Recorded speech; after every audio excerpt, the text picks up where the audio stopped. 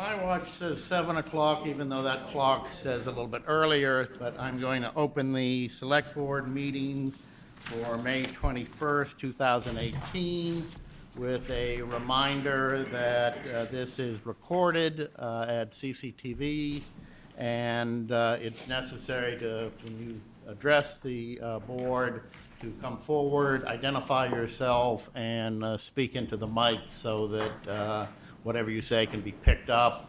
And also, this is not a perfect room for acoustics, so speak loudly so that other members who are present can hear. The consent agenda, we have a gift acceptance from James Hackett of $1,375 for the Council on Aging gift account. There was a gift of 3 wheelchairs, which we're very appreciative of. One-day special licenses, Gaining Ground, June 15th from 5 p.m. to 7 p.m., 341 Virginia Road, Wine and Malt. Emerson Umbrella, May 25, 26, and June 15th from 6 p.m. to 11 p.m. at 57 Old Road to 9 Acre Corner, Wine and Malt. Saltbox Farm, July 13th, 12 p.m. to 4 p.m., 40 Westwood Road, Wine and Malt. August 2nd, 6 p.m. to 9 p.m., 40 Westfield Road, Wine and Malt. August 11th and 17th, 5 p.m. to 8 p.m., 40 Westfield Road, Wine and Malt. And August 18th, 4 p.m. to 10 p.m., 40 Westfield Road, Wine and Malt. There were 4 proclamations. 2 of them we have not received the wordings from those requesting, but there is a proclamation on behalf of the Harrington House tenants, Peter and Jane Bennies, which Michael Lawson will proclaim at their retirement party. And there is a proclamation for Race Amity Day, whereas Concord supports the Great Seal of the United States of America, which bears the inscription E Pluribus Unum, which translates from Latin as out of many one. And whereas the greatest asset of the town of Concord is its people, and whereas the town of Concord is comprised of multicultural, multi-ethnic, and multiracial citizens, and whereas friendship, collegiality, civility, respect, and kindness are commonly shared ideals of the collective citizenry of the town of Concord, and where the Towards E Pluribus Unum initiative has invited communities across the United States of America to join in introspection and reflection on the beauty and richness of the diverse people of this great nation, while reaching out with the spirit of amity towards one another on the second Sunday in June. And whereas House 2745, Chapter 163 of Acts of 2015 of the Commonwealth of Massachusetts establishes the second Sunday in June annually as Race Amity Day. Now therefore, we as the Concord Select Board do hereby proclaim June 10th, 2018 to be Race Amity Day, and urge all its citizens of the town to take cognizance of the event and participate fittingly in its observance. Concord Select Board proclaimed this 21st day of May 2018. And we also have 2 tour guide renewals. I am open for a motion. I move to approve the consent agenda as read. Second. All those in favor? Aye. Thank you. Chris, Town Manager's report. Thank you, Mr. Chair. The special permit granted by the Acton Board of Selectmen for our Nagog Pond water treatment facility was recorded at the end of April, and the 20-day appeal period expired today. So I didn't hear whether an appeal was filed or not, so I'll let you know tomorrow. But hopefully, up until as of Friday, there hadn't been no appeal filed. You'll notice the flagpole is being repaired. There was a crack picked up when we were fixing the lanyards for Patriots Day, so those repairs are happening. It apparently was not structural. Sorry to hear that Richard Goodwin, senior advisor and speechwriter for Presidents Kennedy and Johnson, passed away on Sunday. Our condolences to the family. He was 86. Wonderful movie, Trying to remember the name Quiz of show? it, but yes. Yeah. Game yeah. show? Game Quiz show. Game Game show. show? Quiz show. What- Quiz Thank show. you. The second annual Middlesex Jazz Festival is Saturday, June 9th in Concord Center. Looking forward to that. The Dog Park Feasibility Study Committee will have a public forum on May 22nd, so that's tomorrow, Tuesday, May 22nd. I'll be right here. 7 PM in the townhouse. Relative to the Giroux land, the Assistant Town Manager, Kate Hodges, is negotiating the purchase and sales agreement that the board will be reviewing later tonight. The target date for closing is July 17th. Part of that acquisition was the redevelopment of the site for a public park, and we issued an RFP for planning consultants to work on that, and 30 people did the walkthrough. 30 participated in the walkthrough. It's not often you get a chance to create a public park from scratch, so there was a lot of interest in working with the town on that. Proposals are due, I think it's May 30th. Cambridge Turnpike Phase 1 is now out to bid. The Phase 1 is the work that's not associated with the Millbrook and the bridge that will go over the Millbrooks, but all other, from one end to the other, all of that work is out to bid now. Bids will be open in June, and work will start later this summer. The Phase 2, which is the work over the Millbrook, will be put out to bid in July for construction in 2019, so it'll be a 2-year project. This is Public Works Week, and 300 eighth graders will be at the Public Works property on Wednesday, touring the facilities and learning some hands-on experience about Public Works. Speaking of which, twice last week, our drainage contractor working on Monument Street hit unmarked gas mains that DigSafe was required the gas company to mark, and the gas company failed to mark those gas mains. So luckily, nobody was hurt, but there was traffic tie-ups and some expenses incurred by the fire department in responding to the gas leak. So those will be back charged to the gas company. And we have assurances they will try harder in the future. Fire chief is working with Delia Kay, the NRC director, to look at the possibility of removing some large trees that fell this spring into the Assabet River. There's a couple locations where you simply can't get a kayak past. So they're looking at ways that they might be able to open that up. Next. The river is fairly filled now, so And just wait for a So they might have to while, wait yeah. till low water. Just a reminder that at your next meeting on June 4th, Verizon will be coming in to talk about their request for use of town property for potential cell sites, and we've notified the abutters of the Emerson Umbrella area, or at least several of them. And Marcia will be in on June 4th to talk about parking plans, an update on where we are with parking. And so there's a site visit scheduled for Thursday by this board, Thursday, May 31st at 8:30 in the morning, to walk the parking lots and the different parking spots to get familiar with where things are with Marcia. Just meet in the Kais Road, or, And so, yeah, we'll meet at the Kais Road parking lot, but I think we have to post where we're going to go on the site visit, so the public is invited to participate. You're not supposed to debate any of the merits of anything, but asking questions, finding out more is appropriate. Okay. Anybody have any other questions or comments? I do, it's not related to your report, but this last weekend there was some kind of race. Road race, and they left signs all over all over Well, town. two kind of questions. One, the signs are not supposed to be posted according to our sign ordinance, but more importantly, when do they need to get some kind of permission to do this in town? I think, and I don't want to put Joe on the spot, but is Officer Morahan here?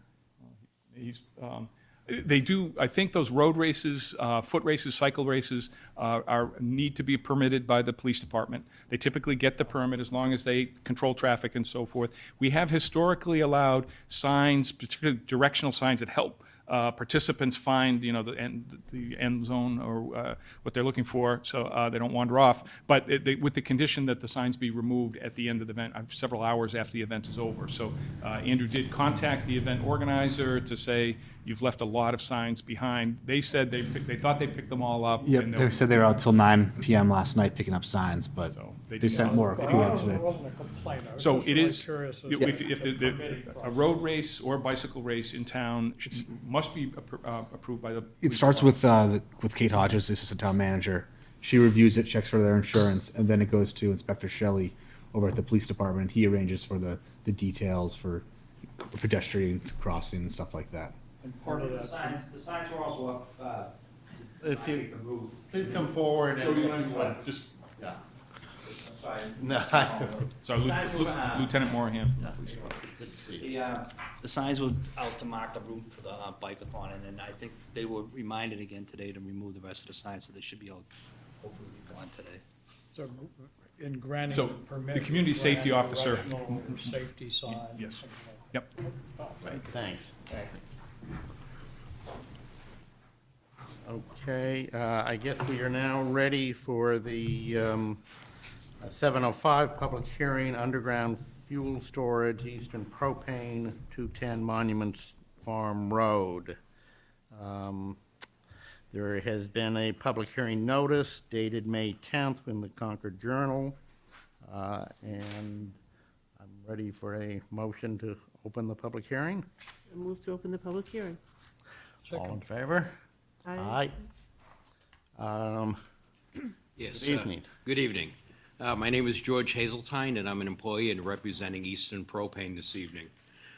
We propose to add a third underground propane tank over at 210 Monument Farm Road. It's a fairly large estate, and they've added some pretty big pieces of equipment, a 60-kilowatt generator, a full commercial kitchen, swimming pool heaters, guest housing. I believe the gentleman is some kind of a government representative of some foreign country or something like that, but they're spending some incredible amounts of money, and so they need this extra gas supply over there to be able to meet the vaporization. I've been working with the fire department here in town, giving them details.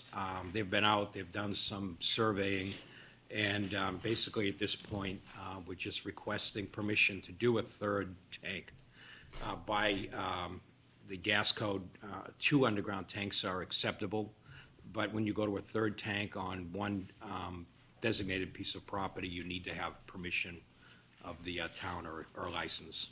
I have some guides that I'd like to hand out, if you'd want to pass these around. You can keep these, and they're pretty informative of the code requirement for inspections and anode protection to protect the tanks from corrosion. And there's that guide lists everything from a small underground to a larger 1,000-gallon, and this would be a 1,000-gallon underground tank. What is the size of the other two? They're thousands also. They're also 1,000. Yeah, existing. Huge amount of propane. What It- is it used for? Is it to run the generator? Yes, 1,000-gallon underground is dedicated to the generator alone. The generator is about the size of a car. So it's a pretty big estate. They need an awful lot of power to How maintain. They're not customers of the light plant? They don't get? Yeah, a they do, it's a standby, Standby. emergency, yeah. Who's responsible for inspecting the tanks, and how regularly are they inspected? Eastern Propane, and that's done every 5 years. And we actually have a device that we put into the ground, and it checks the electrolysis in the ground. There are 2 anodes that are gonna be buried in the tank, one to the left and to the right of the tank, a copper wire going back and connected onto the tank, and it's a sacrificial anode, very similar to a sailboat with the zinc weights on the shaft to take all the electrolysis that is created by cavitation. Well, in the ground, there's a natural electrical current that exists everywhere. And these anodes are about 8 inches in diameter, about 3 feet long, and they're good for about 75 years. So for 75 years, any corrosion is attacking the anode first, and then you've got the lifespan of the tank after that, so it's a pretty long. Is the inspection then, the report filed with a town agency? Yes, what'll happen is the general contractor on site will dig the hole and prepare it with sand bedding. Eastern Propane will come out with a crane truck, we'll set the tank in the ground, we'll attach the sacrificial anodes. Then we contact the fire department comes out, they have last visual inspection before it's backfilled.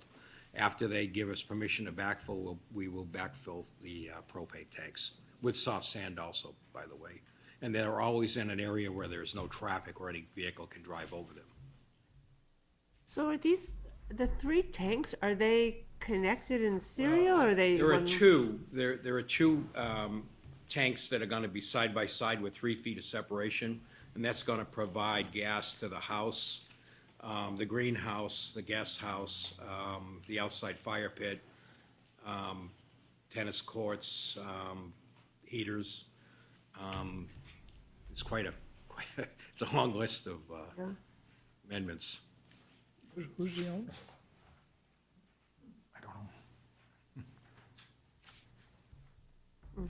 Is it the owners? I asked the question not that I care to know, Is the owner the applicant? but is the owner the applicant?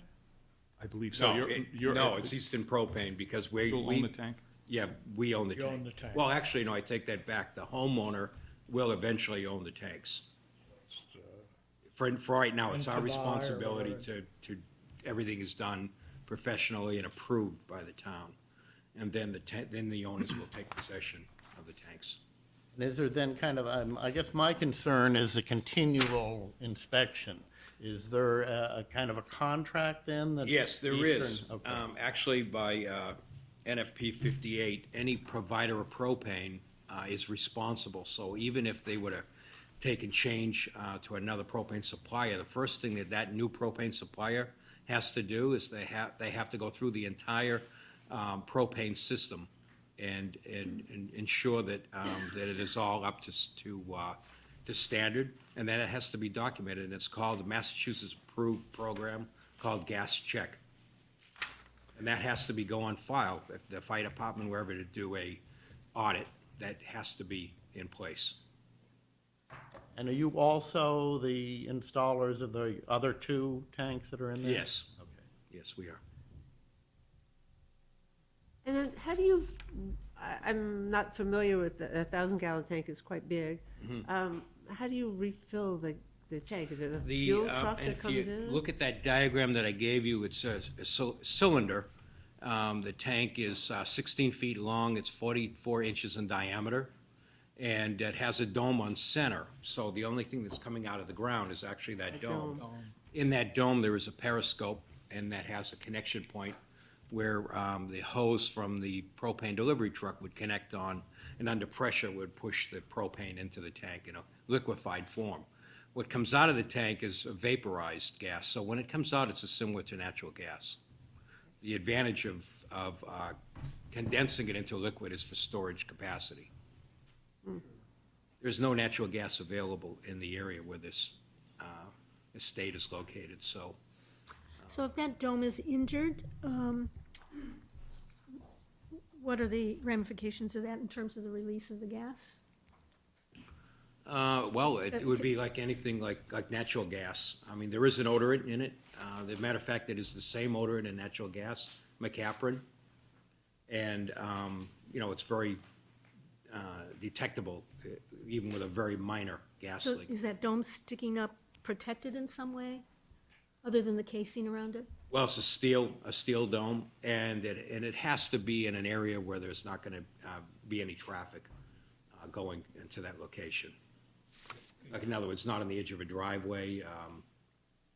No, but potentially landscaping, across that Oh, area? it would take an automobile to be able to damage the dome. Like a riding lawnmower would not be able to damage it. But if this was the second or the first propane tank, you wouldn't even be here. Right, well, it's allowed to have up to 2 buried tanks. It's the 3rd tank that is required. But actually, there's about 500 feet different separation between the 2 locations. Any other questions? Any public comments? If you'd like to come forward, please, and identify yourself. And do we have a supporting document from the fire? I think there was, If it did, it got by me. I didn't know that this was coming up this evening, and I know very little about it, so I put that straight away, Holly Gifford, Monument Street. I'm wondering where these tanks are going to be located. I don't know which house it is. I'm not familiar with the number, but there is a large area behind many of the homes in that area that is nature and, the town has Estabrook Road, it continues on through that back area. We've had so much damage this past year with the big storms, huge trees down all through town. My question would be if they are located toward the quiet area, potentially to the house, not near the house, but toward the more natural area that is now just a walking path. I would concern that maybe a large tree, or there are many trees that abut the conservation land there, could one of them potentially damage one of these caps that you raise? I'm just curious because it sounds like an awful lot of available liquid, and I'm not even familiar with it all, but it would just be a concern, and I don't know where it's located, but that would be my only question, that I'm wondering where they're going to be located and how they could be, are they very steady about not having any damage from trees and natural environment? I believe we have a map.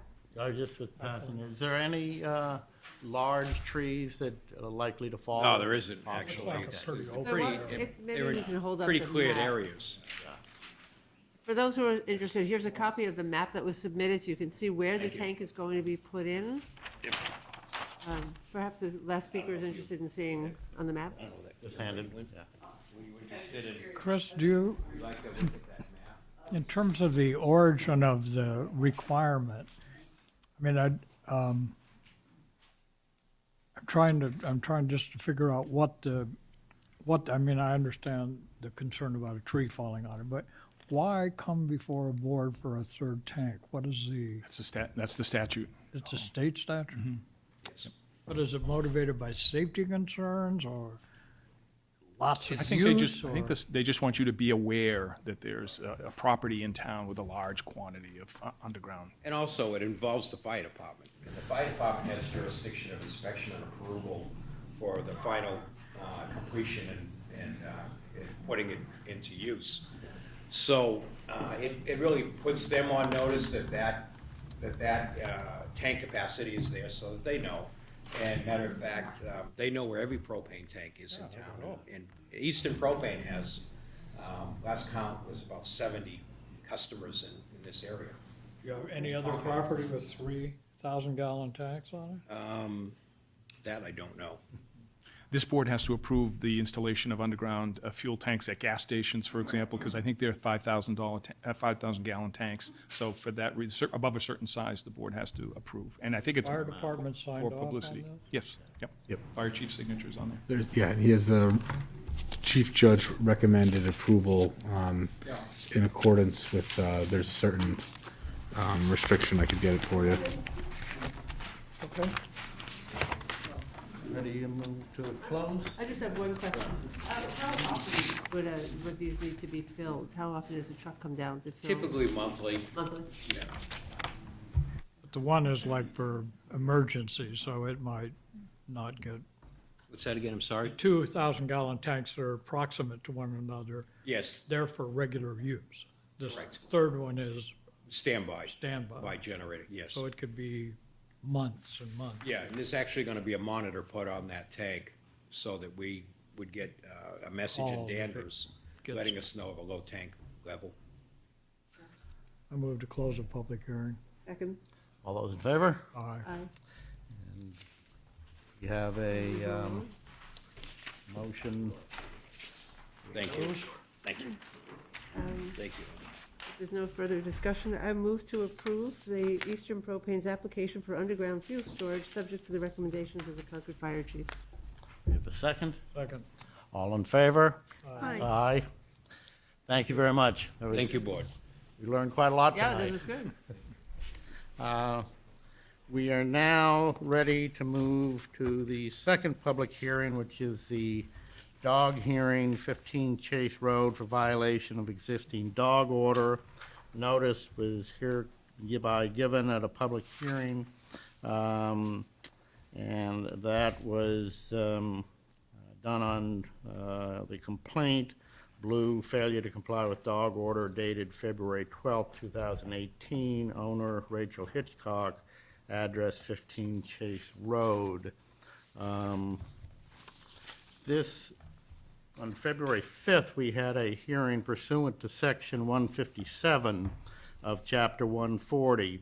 occurred before the Concord Select Board as a result of a request from the Animal Control Officer, Jennifer Condon, regarding the dog Blue, owned by Rachel and James Hitchcock of 15 Chase Road, Concord. There'd been complaints that the dog had over a long period of time been escaping from the Hitchcock property and causing a public nuisance and fear among the neighborhood, which is near Thoreau School. Sworn testimony reflected that on 4 separate occasions, the ACO had issued, that's the dog officer, had issued quarantine orders for Blue. The 4 incidences consisted of 3 attacks on other dogs and 1 human bite. After extensive testimony from numerous neighbors, the board unanimously ordered that Rachel and James Hitchcock are allowed to walk, only Rachel and James Hitchcock are allowed to walk Blue off the property, that Blue must be muzzled and restrained at all times when on or off the property and outside the residential structure. The existing backyard fence must be replaced by a 6-foot-tall stockade fence, which must be installed by April 1, 2018. The new fence must be equipped with self-locking mechanisms at every entrance-exit point to ensure that Blue cannot escape while in the backyard, and the Hitchcock required to install additional mechanisms on the residential structure to ensure that Blue cannot escape while inside the residential structure. On checking on compliance, it was reported that the new backyard fence had not been installed. I believe we have testimony from the Concord Police, and if you would come forward, I would And swear all the witnesses? open the hearing by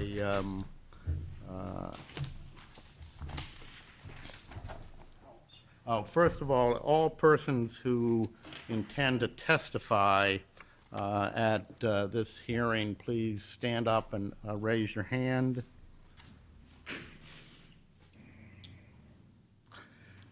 Do you swear that the testimony to be given in this matter will be the truth, the whole truth, and nothing but the truth? Yes, I do. Thank you.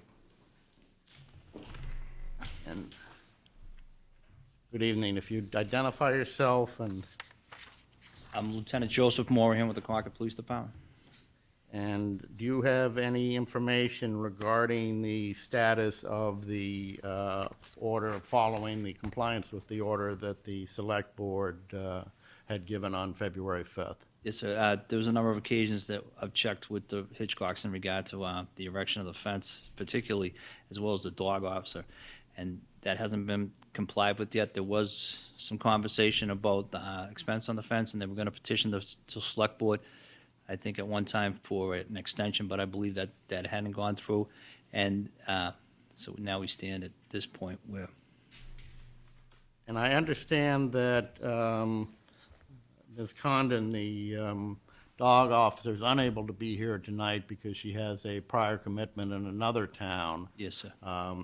But I also have an email from her, and I just want to, I'll read part of it to make sure that it complies with your understanding, that on April 23rd at approximately 8:15 a.m., she called and left a voicemail message and did not receive a call back. She also sent a text message to Rachel Hitchcock's cell requesting she contact her as soon as possible. She received no response. At approximately 10 a.m., she went by the home and no response at the door and posted the property to contact her. On Wednesday, April 25th, at 3:54 p.m., she received a text message from Rachel Hitchcock stating that Jim Hitchcock ended up speaking with yourself regarding the fence situation. She stated she had spoken to the selectman's office and the Hitchcocks were supposed to get back in touch with her, which had not occurred. On the 25th at 4 p.m., there was a text message to Rachel Hitchcock that she needed to contact the Board of Selectmen immediately. There was another text then later stating that the estimate for the fence was $7,500, and she did not know how they would be able to pay for that. And that on April 25th at 10 p.m., there was another text to Rachel informing her that she needs to contact the Board of Selectmen or the town manager with that information. And does that comply with your understanding of the communication Yes, that Ms. sir. Conant had? Subsequently, they were served with notice for the hearing today. I'm terribly sorry, we can't hear the. Sorry. We cannot hear the. They were subsequently served with a notice to appear tonight in regard to this hearing. It is also, though, your understanding that during the time since February 5th, that there have been no complaints of Blue being out of the yard or causing any harm or concern among the citizens? The complaints that we've gotten since that point in time have been anonymous, and it's regard to the dog being out in the yard and causing some concern for the neighbors who live adjacent to it or who can see the backyard and see the dog jumping on the fence, and the fence is still in a poor condition. So you have gotten calls. People Anonymous. wanting to be anonymous and because they're fearful of retribution or whatever. it might be. But it was not, those allegations were not a violation of the board's order No. that the dog be on leash when off the premises or restrained when on the premises. Yes. Anybody else have any questions or? So one of the concerns I remember was that the fence was may not be strong enough, and I'm wondering if the dog is jumping on the fence as was what I you think seem when to other people are indicate. outside, I think, or there's other dogs adjacent to the property on other properties, and the dogs have a tendency, that dog particularly has a tendency to jump against the fence. And the fence doesn't seem to be that sound, so there's concern that the dog ultimately is going to be able to go through the fence.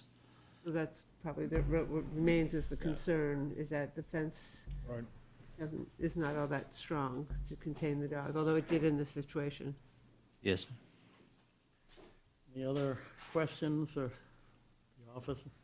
The question, I'm not sure to whom it should be addressed, but our original finding or order was that the fence had to be installed by April 1st. Is Yes. that correct? When was the first time we heard from either the police department or the owners or anyone that they had not complied with this? I believe that, I mean, I'm not asking you to say, but. I think near the end of March, we were reporting back that the fence hadn't been erected yet, but however, and then we were reaching out to the family to see, what the situation was, and at that point in time, they were saying that they were having a hard time getting a contractor, and they were gonna look for an extension because they weren't able to get a Remember that. contractor, and subsequent to that, they were able to get a contractor to come out and give them a price, but I don't know if that contract was ever submitted to the selectmen. And they were directed to submit that to the select board so they could review it. I don't think recall. I've seen I that. don't recall. no, I don't, my understanding is that nothing was. I had contacted, the chief and I spoke about this prior to the April 23rd, and I know he personally made a phone call and left a message, and there was some concern that there wasn't an appropriate response. Yeah, I believe it was on the end of March, on like the 26th, they called the select board's office, and then that was passed to assistant town manager Kate Hodges, and then from there, I don't think there had been communication, but I spoke to Rachel Hitchcock on the phone in the afternoon on the 26th of March. And in fairness, March was a fairly brutal I'm month. terribly sorry to speak for the whole group back here, not just for myself. We're just not being able to hear any discussion.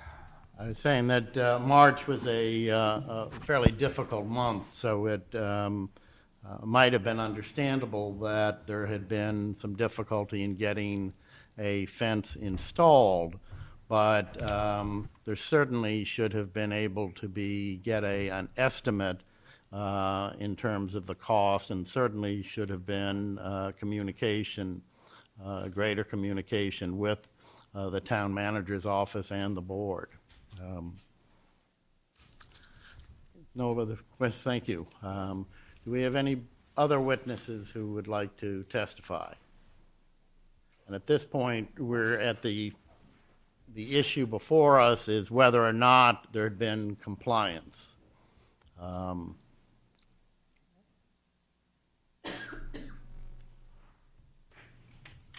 My name is Shelley Amster. I'm from 44 Prairie Street. I'm the only abutter present, and even though it's been clear that the dog, Blue, has not been present, the other dog is there, and to me, it's the principle that the Select Board had requested for our own comfort zone that the fence be put up. For full disclosure, I am the person with the dog who cannot use that. I'm just not comfortable using my own backyard, not knowing if the dog will come out, just even if it's on a leash, even if it's muzzled, I'm just Under anxious. control. So I'm just here to wondering why it's taken this long, and if it's now a case of financial, does that mean we don't get a fence and that this is just going to be pushed under the table? I don't want to cause trouble in this neighborhood, and I feel like the bad person here speaking up on behalf of the other neighbors who obviously had other conflicts, but I'd really like to get this resolved so we can all move on.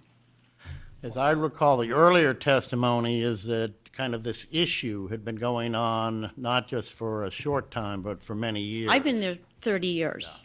And I think when it came before the Select Board, one of the reasons that sort of it didn't take place immediately after April 1st is we did want to. Yeah, that I understood. Communication, and then it was also necessary to file a notice in the Concord Journal, which was done, and that requires a couple of weeks. So, but I think there were as many as 12 to 15 people who spoke at the February meeting, and I think we all remember that. So, Yeah. thank you.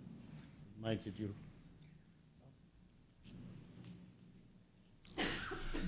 Would either the Hitchcocks like to? We'd both like to say a few things. I don't know if you want to go first, because you spoke to the town before. And if you start by identifying. just Hi, for the I'm Rachel record. Hitchcock, 15 Chase Road. Yes, I did contact the Selectman's office on the 26th, and he was basically saying that originally we were having a hard time getting a contractor to come out, because as you said, March they were behind because of so many storms. But then my husband was able to get in touch with someone, and we were just floored by the cost. So really, it's the issue of anywhere between $7,500 and $9,000, which is quite a bit of money. So we're not opposed to putting up a fence at all. It's the cost. We would love, believe me, we would love to have a little privacy and move on as well. But it's just an astronomical amount of money right now. Who were the contractors that you called that wouldn't come out? Reliable Fence was the highest, and then I have, No. You said you were trying to get contractors to come out, and people didn't come. No, people weren't calling us back actually in March. Yeah. Who did you call? Reliable was the first one. They finally got back in touch with us. They did come. Yes, eventually. We had to keep calling. Who else? I had two other people I'm friends with, they're contractors, and they came out and gave me some quotes, what they thought would be. It's Robillard Construction and Siciliano Construction. They looked at it and thought 9,000 was high, but, and again, They're fence construction well, they're not folks? typically just fence. Not a they're just fence company, contractors, and yeah. They They were give you giving it a another, professional they opinion. give you another price?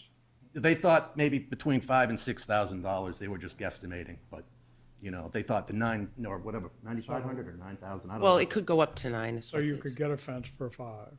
Maybe. I mean, they were guesstimating, I but thought did they come out and give you an estimate? they came out and they That's gave just me as it. a It's an friend, kind of estimate. a one-on-one. Just, Yeah. like what did they think? And that's how it was. Reliable's the official fence company that came out and gave me a high price. There was Anybody another else? fence company, I can't remember the name off the top of my head, and I was playing phone tag with them a little bit, trying to get a date down, and I never ended up hearing back from them after a week or Know so. who it was? I forget, it was some town, was it? I thought it was like in So you had Tewksbury. one estimate? Yeah, I had and one. 2 construction companies that you knew Right. Yeah. that gave you kind of It estimate. gave me an idea of what I was gonna be in for after I received that high estimate. You decided not to go with them because I don't have $9,000 for an 8-year-old dog. I thought you told me they said between 5 and 6,000. We still That's don't what our have 5 and friends, 6. A couple of people I know said maybe, that's what they could do it for. I don't have that either right now. That's the issue, is the money. It was a lot higher than I thought it was going to be. Now, What did you think? I mean, you Well, I told don't us know. you could do it. yeah, I was kind of thrown into this whole thing not knowing what to expect. Well, in fairness to us, we were told, we agreed, we've been complying with everything. Everything. I've had no way of knowing that a fence would be $9,000. There's simply no way to know that. Or $5,000. I mean, we were thinking the type of fence was very specific that was requested. It was a 6-foot stockade. Obviously, there are cheaper fences we could put up but this particular type of fence happens to be very expensive. And that was the fence that was written in, I believe, was a 6-foot stockade with the locks. Certain locks and all yeah, this stuff. That's where you get into, quite a bit of money. And, Blue has been religiously on a chain with a muzzle in the yard. We've put up a front gate in our front porch. Because the way our front door works, it's like you walk right into our living room. So there's not really a barrier as far as like the dog. So we have a small front porch and we actually put up a pressure treated gate. So he can't just, if he did get onto the porch, he can't just bolt. And we have some sliding locks on the other doors. Just if we're not around, just keep an eye on one of my son who was having the issue with leaving the door open. We put the sliding lock on. It was just the fence, and we're not opposed to it at all. It's just the cost right now. Were you able to find a substitute fence? I know the order says it would be a 6-foot stockade fence, and I'm just wondering if, when you were trying to call fence companies, did they say, oh, but we can do a different kind of fence that will meet the same intent? And, because perhaps, you come back with a proposal that says, we found that we can install a different kind of fence that will be of high integrity and secure the neighbors from, the fear that they have.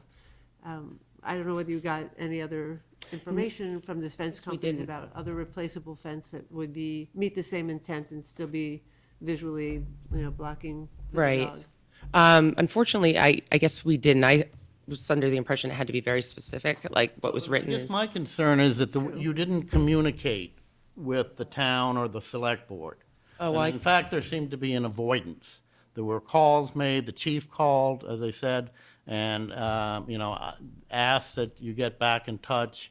It was kind of you're gonna do it your own way, and you can't afford the fence that was asked, but there was no effort to try to solve the problem. Actually, I called on the 26th when we realized how much it was going to be, and that's when I spoke with him saying I was concerned, about the cost. So, and I was told That's I'd get a after- call. After you'd already been contacted any number of times.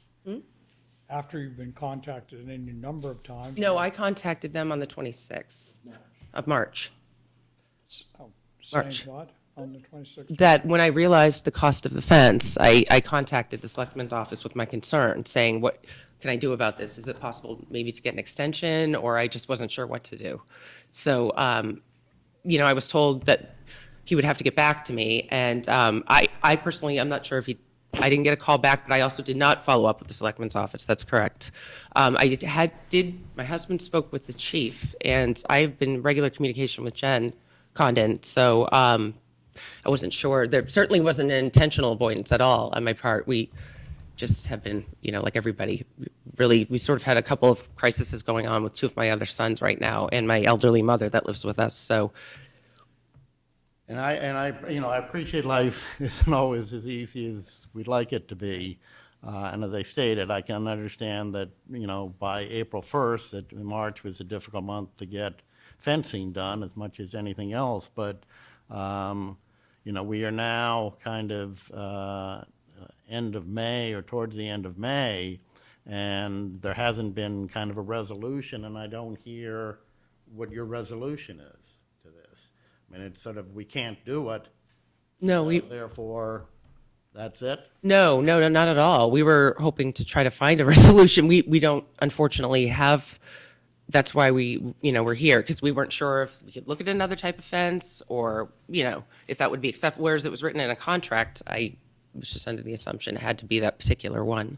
But I guess that's why, we came tonight to try to find a resolution that would be satisfiable, for everybody. basically. We're not sure what to do, let's put it that way, be honest. Besides that, we've done everything. Yeah, we just No, weren't and sure. that I appreciate. No. But the reason that the fence was one of the items that was requested was, I mean, you were here, you heard the neighbors that it's a large dog and it's not a secure. Well, it's an old picket fence. Yeah, and he can't reach the fence with the Well, the cable. feeling was it wasn't a secure, they didn't feel comfortable, they didn't feel safe. understand. Given everything, we tried to accommodate their safety concerns, which was, from my point of view, very valid. Right, no, I understand. And, I'm a little frustrated because I think there's a general feeling that nobody wants to kind of have the dog punished for something that, it's not the dog's fault that the fence wasn't able to be put in, but whether there was any efforts to try to, secure from family members or some other, method, or work with the fence company to get a payment schedule or get your friends to assist and make it cost less. I mean, we need to get that fence built. Now, I think that, as Alice mentioned, maybe an alternative fence, but, you should be bringing us the alternatives rather than us imposing them on you. And I don't see that. I guess we weren't aware of that. This is the first time I we've don't, come. when, it doesn't, you didn't make an effort to be aware of it. Who asks the questions? I mean, when the chief of police calls you, and I thought that was quite extraordinary. I mean, I spoke with him because I was afraid we would get to this stage. And the last thing I want to do is to, have to put an impoundment order on the dog that your family loves. But you're not making it easy on us. I guess we didn't realize that certainly that was not the intent. Well, what Just was to the- address- What was the intent, and what were you expecting to happen? With regards to what?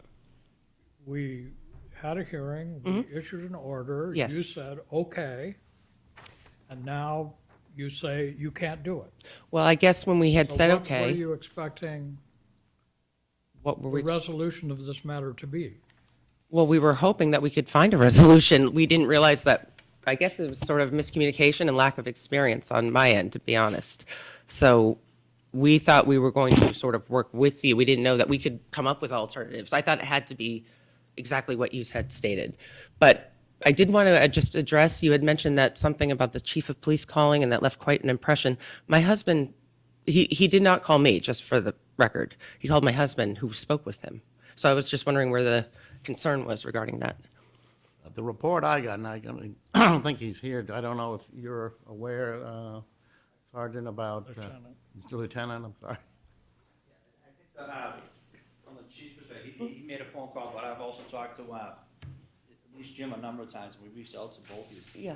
And through Jen Condon, the dog officer, she's reached out to you too, and trying to press upon the fact that you needed to contact the selectman's office in regard to the fact that you wanted an extension or that you were having a hard time with the fence, and that's what wasn't happening, and I think I've had several conversations with Andrew in regard to that, and we notified the town manager, and there was no compliance and no return calls, and that was the frustration between the police department and the dog officer. And I think we tried to express that to the town manager, and he returned related to the select board. So there was a number of attempts made to contact you and had you contact them, because that was the process that was set up, and there was no compliance there.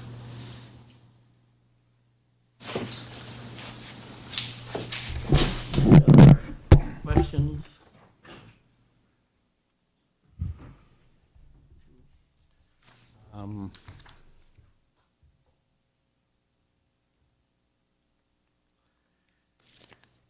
Let's see, There's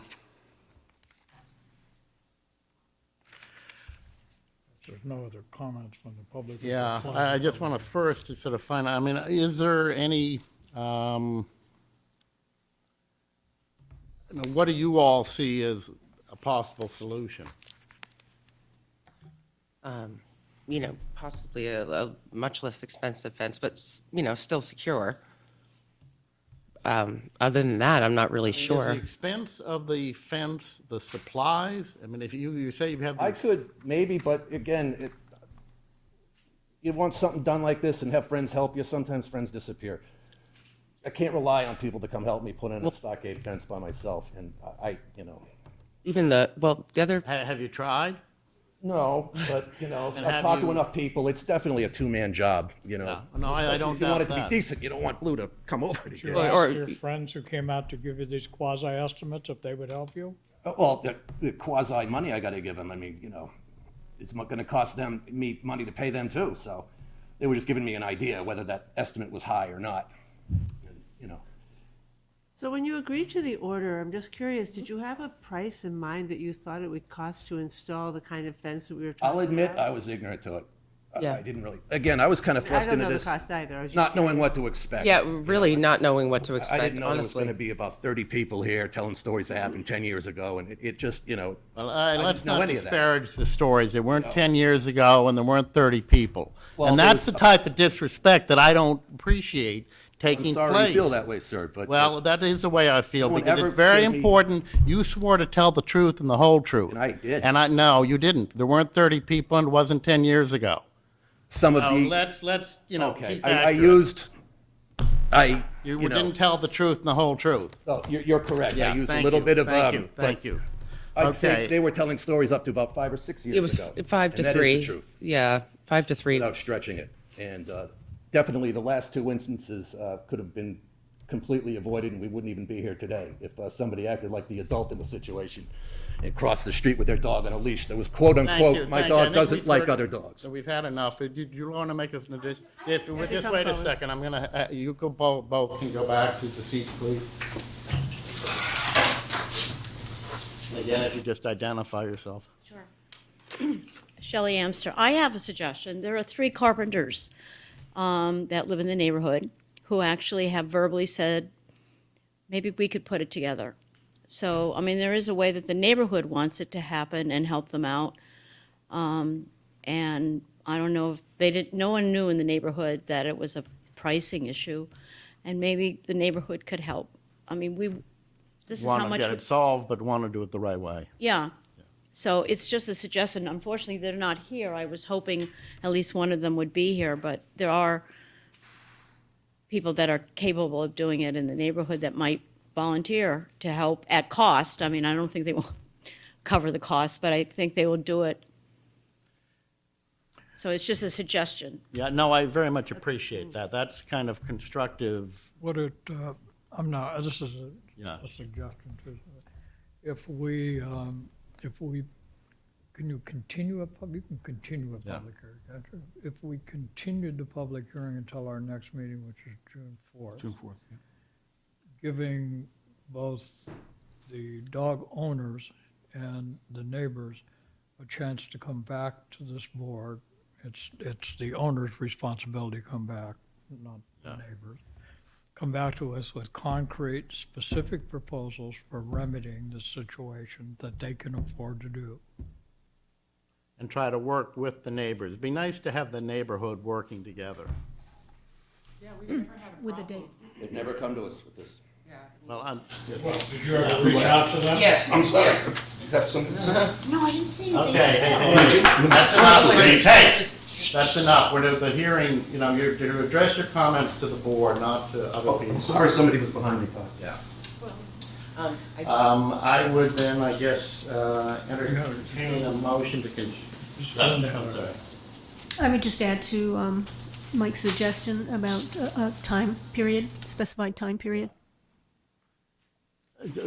Well, as far as you mean, that when they come back, that there be a time period or discussion. That the plan will about be that. executed. Yeah. Yeah.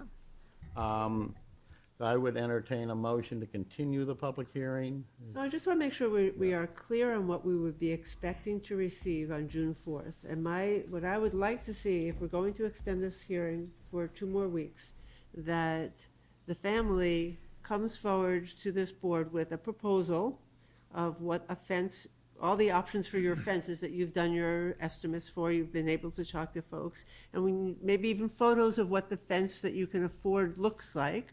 Something that gives us information that says, is there something that is workable at a price that you can afford? And maybe in that same time, you're able to work with neighbors to see, maybe it's a community helpful, response to see if they can help defray some of the costs I don't know what that would amount to, but Or come back supply to us labor. in 2 weeks with a full proposal. And the expectation would be it would be implemented in the next couple of weeks after that. I would suggest that it be a written proposal Yeah, for yeah. the board, I agree. not just a verbal. Do you want to come forward?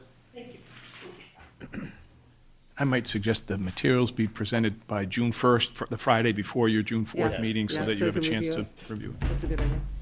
Tanya Gaylor, 62 Prescott Road. I'm not a neighbor. I was here at the February 5th hearing. I might not be able to attend the next public hearing, therefore I wanted to just state what I wanted to say, which is that I understand you as the select board cannot direct the family to offer the dog for readoption, but I wanted to air the issue out and listed as an option that it might be better if all the requirements for safety cannot be met in the end. It might be better both for the comfort of the neighborhood and for the benefit, welfare of the dog, that it be put for readoption. Thank you. And I believe your husband has submitted a letter to the board, so that we have that. So the motion is to continue the continue public hearing until June 4th with the recommendation that there be a written proposal as to how the fence and when the fence would be constructed that would be submitted by June 1st so that the board could review it. Is that I would just say that is in compliance with the board's order, order? The intent of the order. the intent of the To be order. able to firmly contain the dog, obscure its, view, so that folks aren't afraid. Do you have a Somehow question about? I just thought of something. I was just wondering if it might be acceptable to, it could be a lot more cost-effective possibly to repair the existing fence. I mean, whatever it's going to have to be a constructed fence. Right, Now, whether right. you use some of the existing fence, Well, I just meant replacing like the parts that, in the back, it's two different heights. In the back, it's 6 feet, in needs the to be front. 6 feet. Yeah, and the back already is. It's not like closed slats. I mean, there's little spaces in between, but the front, well, not the front, but the area that faces the street, I think when the dogs before were jumping on the fence, that's only 4 feet. So I didn't know maybe if there was a way, like if it would be acceptable to reinforce the 6-foot part and then replace the 4-foot with I think 6. put that in the proposal If and. that's a proposal, that works. Because that could be a lot more cost-effective. I think you'd get a much more receptive hearing if you had in front of us your best effort to resolve this matter so that we don't have to take the action that we'll have to take. Oh, I understand. We're not just trying to create an expensive fence. No, to I solve the understand that. problem. Right, no, I really want to too. I mean, I really do. I just, I do unfortunately, think communication is very important, and I think, sometimes. I get that now. means you have to Yep. reach out. No, I definitely will make more of an effort. Just that. So do you think that might be acceptable is what I'm Yes. asking? Well, we Okay. need I to think see, it's- we need to see a proposal. Okay. We need to see the drawings. We need to know that what you're considering constructing would meet the same integrity for Right. containing the dog. A Okay. photograph might be very helpful. Oh, sure, sure. We can have Whoever's going somebody to do in the the work, town, Yeah. Public Works or something. whoever's doing the work would need to show, the size of, what you're putting in to make that fence sturdy and. Right. So the hand drawing probably isn't sufficient. We'd like to know what the pieces that are in the ground, Posts? yeah, the posts are. We How want to deep, work how with far. you if you work with us. Oh, yeah, no, I really want, I do, I'll definitely. second Alice's Okay. proposal then. All those in favor? Aye. Thank you very We'll see you in much. 2 weeks.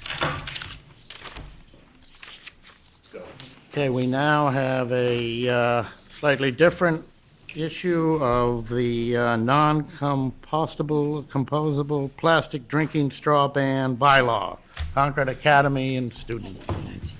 Gretchen.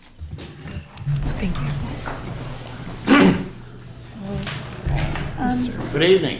Good evening. You would identify yourself and then make whatever statement you would like. I'm Greer Harnden. I'm Mika Cookwright, and we're students at Concord Academy. Greer is a junior, and I'm a senior. I'm 18. I live in Concord, and I'm a registered voter as of today. Congratulations. And we have a fact sheet for you. There's a bunch. Gretchen, do you want to identify yourself? Yeah, I'm Gretchen Norbach, and I'm also a Concord resident. I am their teacher that started this whole thing. There you go. Actually, they started it. I just helped them Wait 1 on their second, we're way. still getting this paper around the room. Yes, there's enough for the public. So we, the students wrote a policy brief, and they provided a fact sheet regarding the impact of plastics, non-composable plastic straws on the environment. So what we're proposing today is some action forward on a potential straw ban in Concord, because we believe that Concord has shown the motivation for sustainable changes. There is the passion in Concord businesses. A lot of individuals are already taking action against straws. Haute Coffee has compostable straws, and they avoid using straws wherever possible by using like reusable glasses for drinking for customers eating in, rather than like a cup with a straw in it. Also, Woods Hill has reusable ones, like metal that they wash. And even Starbucks, which is like a really big chain brand, which is based in Seattle. In Seattle, there is a plastic, and which includes straws. Like, I think it's utensils and straws are banned in Seattle. So Starbucks recently in Concord started carrying the special lids that they use in their Seattle store that look kind of like a baby sippy cup top, but like they work well. And that's an alternative to a straw that like has less waste and can be recycled with a plastic cup. And there's a lot of places around the country doing this. So some are, yeah, like you said, Seattle, Malibu, Fort Myers, and Miami Beach in Florida, Davis and San Luis Obispo, and New York City and San Francisco are in the process of considering a ban as well. And the reason why we are targeting straws is because, well, straws are in the top 10 of like pieces of litter found on beaches.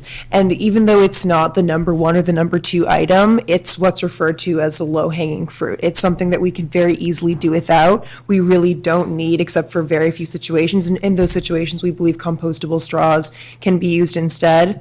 But it's something that we can very easily eliminate from our lifestyles, and it does a lot of good for the environment. And Concord Academy abides by this, and so does CCHS. Yeah.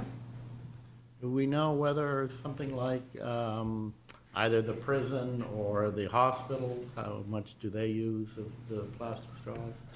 Well, we said, I don't know, but we said in our bylaw as an exception, if the hospital, if there's anybody that with medical, if it's necessary for anybody with medical, like needs, yeah, would be an exception, yeah.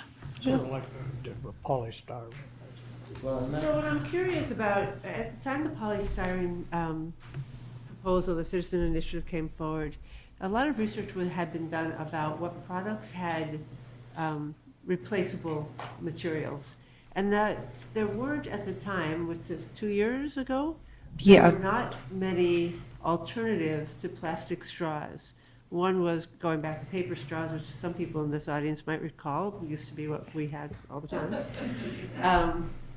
But that there were no common straws that could replace at the same cost. You can find pretty nice rigid ones, you can find those stainless steel ones, you can find things that are more permanent in nature, but not usually the kind that you would use in a takeout. So I'm curious, have you found in your research that there are now products available that would be an easy replacement? Well, the ones that Haute use, I don't know exactly the brand or anything, but those are compostable and they use them.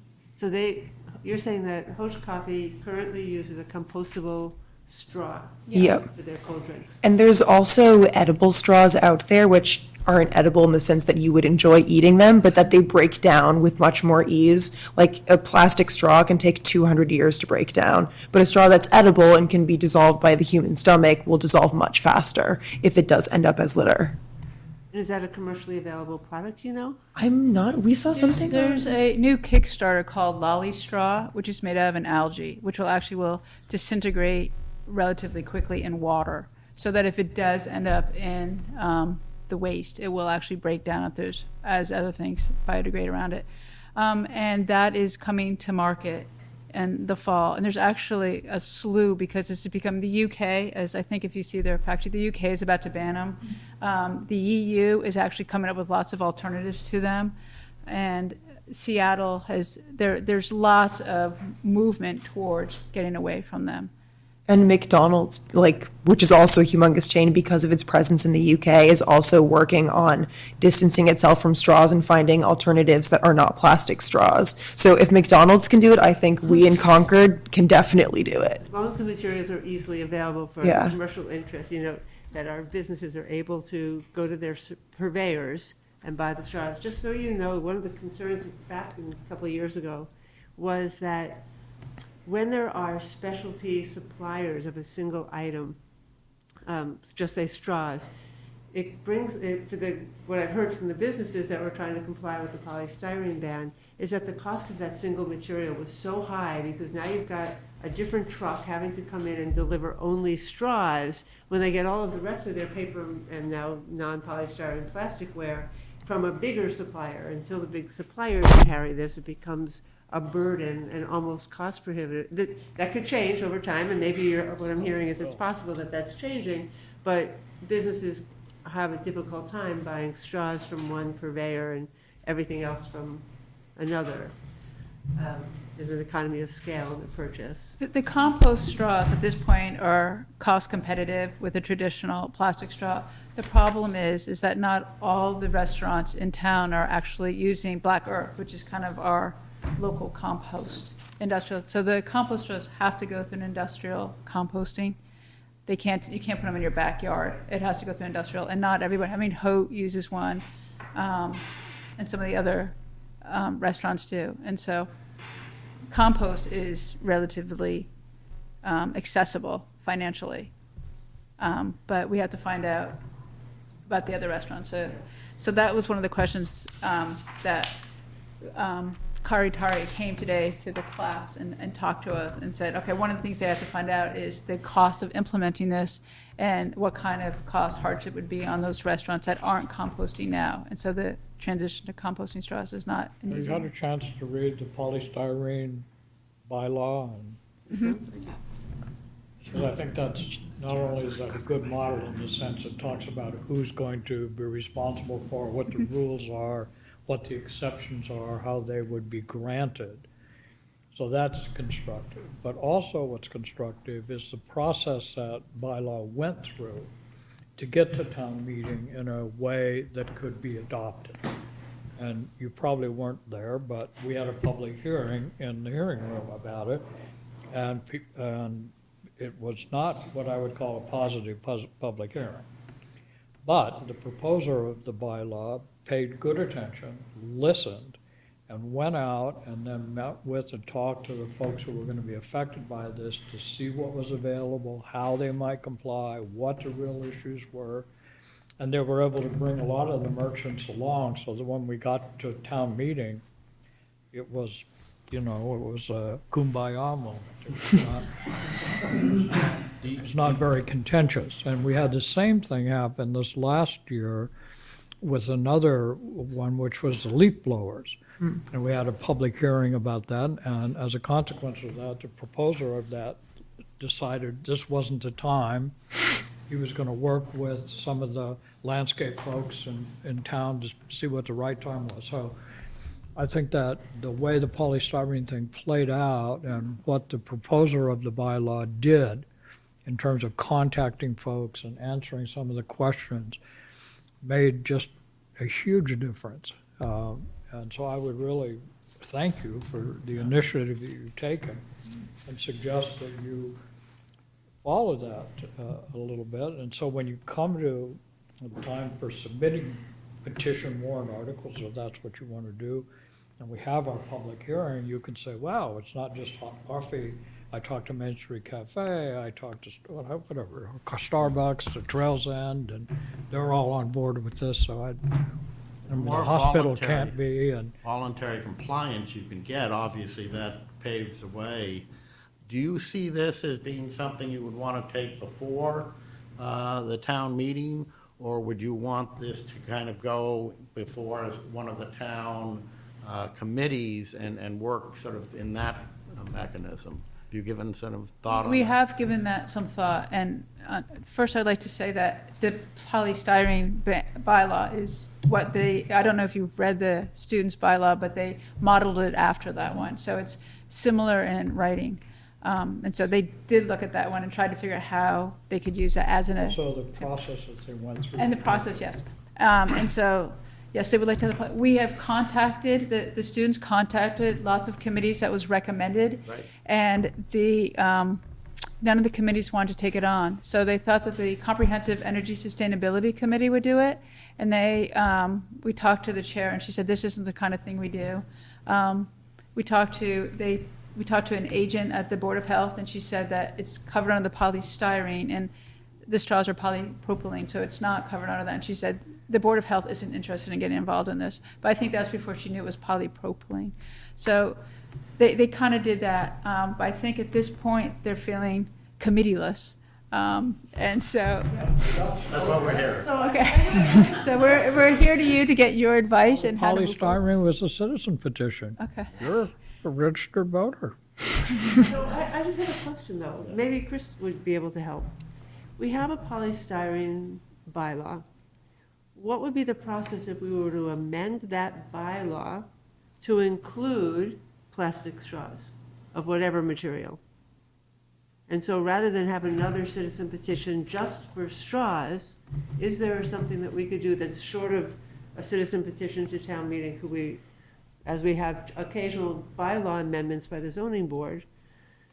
No, Is a there something- bylaw amendment has to be approved by town meeting. But it wouldn't be so it still needs, I was just But- thinking, is it an easier process than starting from a new citizen petition on a single But item? another way of thought you might say ask that. Alice's question is, it could be an amendment as opposed to a new bylaw, potentially. You could, except the bylaw is called the polystyrene bylaw, so people might not look for polypropylene products perhaps. And this is, I will say, this is well worded, you know, it did follow the model. I would also suggest the woman at McDonald's who's doing a lot of the environmental work is the name Rachel Caprellian. She was the registrar of motor vehicles in Massachusetts, and before that, a state representative. And she might be very interested in providing you with information and assisting, because they're doing it nationally, as I understand. And, you know, the bigger the group, the easier and the more help, and they might very well be somebody who could be of assistance. So, well, thank you very much. Thank you for your time. Congratulations on Thank you. being registered. And now Thank the you. next thing, you got to get out and vote, of course. Yeah. Absolutely, starting on June 12th. But this is much more pleasant to have to deal with than dog issues. So we appreciate Thank it. you. One last question. So if the students want to go to the public hearing, they need to get the 100 signatures and start doing a lot of footwork and knocking on doors? No? If there were a special town meeting, a citizen petition article requires 100 signatures.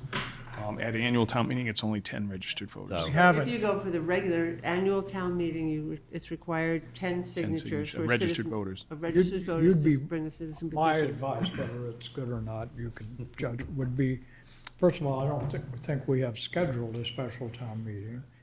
And I think you would be well advised to do this at a regular town meeting, because the last thing you want is, it's too important to do it, a special town meeting, because we only have 250 people out here, and we gotta, you don't want that Okay. argument. So, and that gives you a little bit more time to Gives us almost a year, so that's great. build. And then I think if that's the thing, I would encourage you to come back and talk to us, as we get near the time when we'll be opening the warrant for the 2019 town meeting, which will be near the end of the calendar year, and see where you are. I would also add one more thing, that in the meantime, if you haven't already met or talked with Scott Richardson, you might want to spend a little time with Scott. We have a phone call into him. Excellent. I'm sure you'll be helpful. I think he'd be a great advocate. He'd want to work with you, and he's been through this a couple times. Thank you. The name of your petition could be Straws Suck. I've heard that. Thank you. Thank you. Are there any on the floor? Okay, we're now moving on to Punkatasset parking discussion. And Delia, are you Here's your. gonna be? Town engineer is, Bill Renault is also Oh, okay, here. Bill, we'll get the whole group up. You wanna come up? Sure.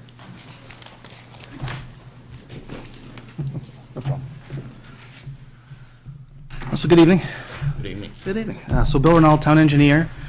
So to give you kind of an update, I guess, on the parking from the last select board meeting, Public Works has met with a couple of representatives from the neighborhood as well as their engineer back in March to kind of go over a field visit and review some alternative proposals to what we had originally sketched out, really looking on more of a cost-effective approach to narrow the road down a little bit using striping and kind of dovetailing that with some of the work that's going on Monument Street now. We provided some, general parameters for them to look at. Followed up with the second meeting in April to kind of talk also with the police department who sat in on the meeting with us. And since then, there's been another dialogue, I think, with their engineer, with the Public Works Director about coordinating survey to supply a plan for us to review. So, I mean, that's really where this has stood. So it's kind of in a limbo, I would say, still from the last meeting. We've had a little bit of dialogue, I'd say a great deal of dialogue, but ultimately nothing has been supplied to the town to review. So that's what you're waiting for. It sounds like you're waiting for something to be submitted from the residents who are working with you on this plan. Yep, exactly. And the number of spaces that were to be provided, was it 6? We were at 6. One of those spaces, we've also received another letter from Ms. White to not have any parking spaces in front of her house, but we had 1 space out of the 6 located there, so. Any date in terms of when you might be hearing from them? Well, we heard from them last week to start looking at doing a survey using one of those drones, and they would need to take up a lane, so we instructed them to go talk to the police department to coordinate details for that, and that's the last we've heard of it, so. But you did have an estimate of the 6 spaces that. It was about $80,000, $90,000, because the lion's share of that being relocating the retaining wall, constructing it to town standards based on our last couple of walls that we did. So like Haywood Meadow Wall would be a good example. So Cars would be completely off the paved surface. Off the paved surface, exactly. That was part of your mission, was to try to get the cars out so people could exit the cars safely without being in the traffic. Exactly. And how many spaces will we? We looked at 6. We thought that was probably a good cutoff spot, because as you keep going further down Monument Street, going towards Carlisle, it starts to get pretty funky with the grading. So that we thought that was probably the best approach. More expensive. Exactly. And yeah. Another 2 spots could maybe double the cost, or a small number. Yeah, I mean, we'd have to look at, because the grades kind of tip, and it's. So I think the board was open to considering 6 spaces only, sort of a try and see, to get the 6 spaces developed, see if that meets the public's needs, and then revisit it after a year or 2 and see what the results are. But at this point, the estimated cost is $90,000 to keep the 6 spaces on street. And Delia, you had a cost of what was it, $50,000 for 15 spaces off street, 12 spaces off street. Mm-hmm.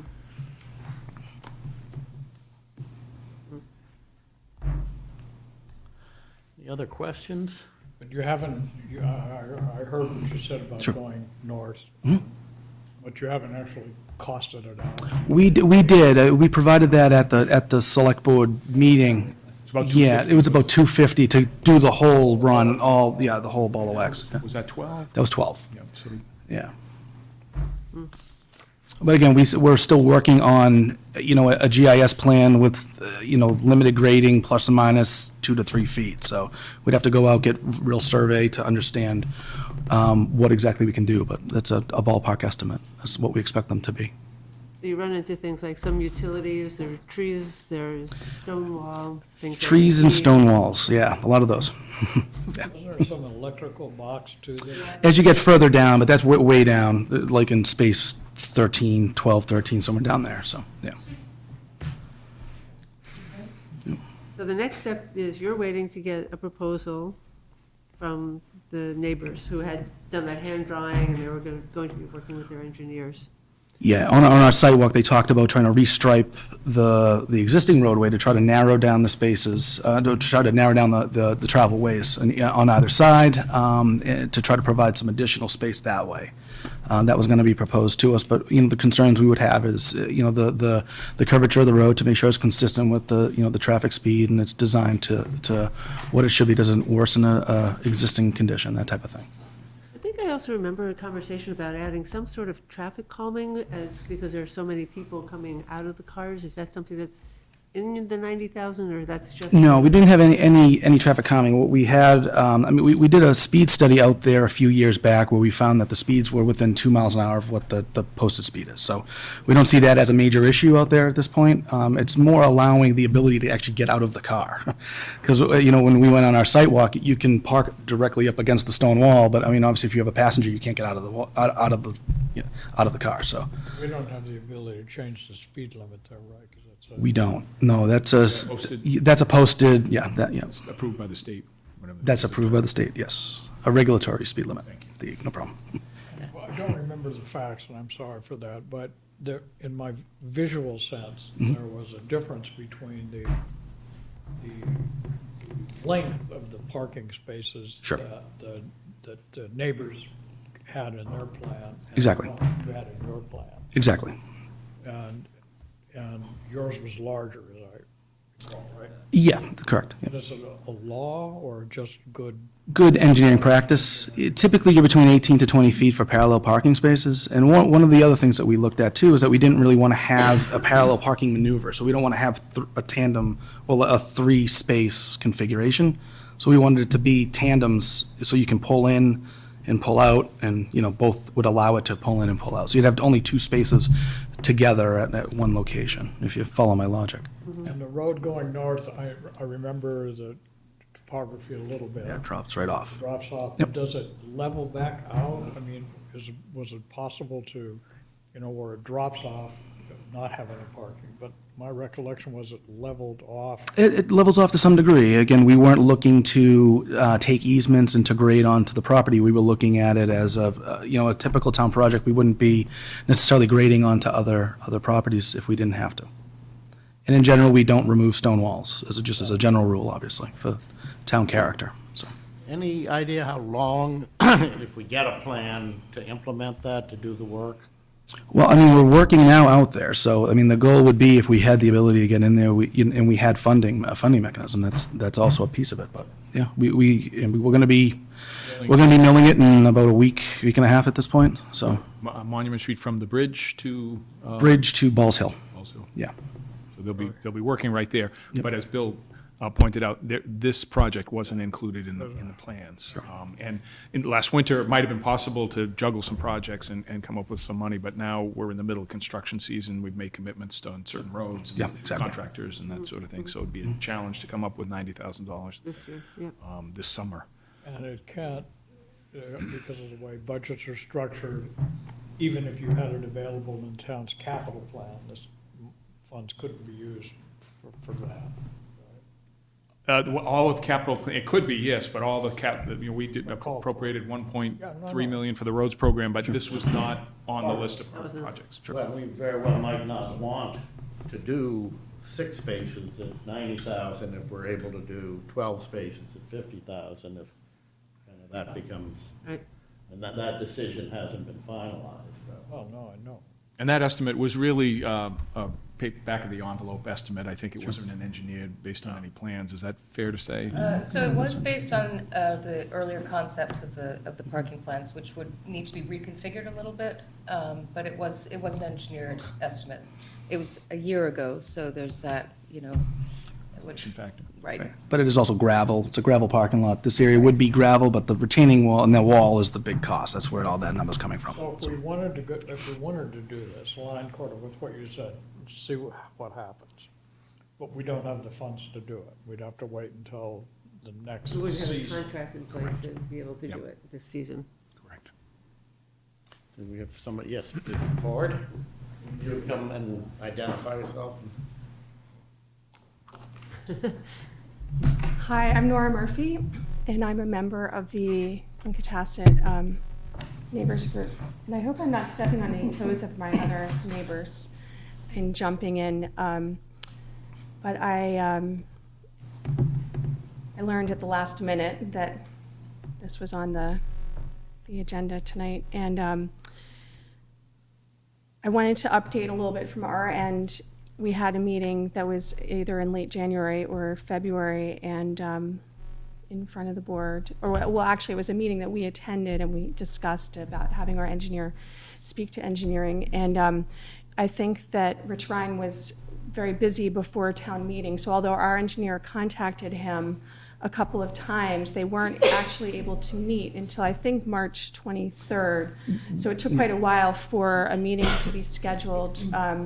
And at the time, it seemed as though, I mean, our engineer found it was a very good and open conversation, and seemed like things were, that there was possibility for our plan to be developed and be well received. Unfortunately, our engineer's schedule was such that he was able to make a proposal to us in terms of drawing up a plan.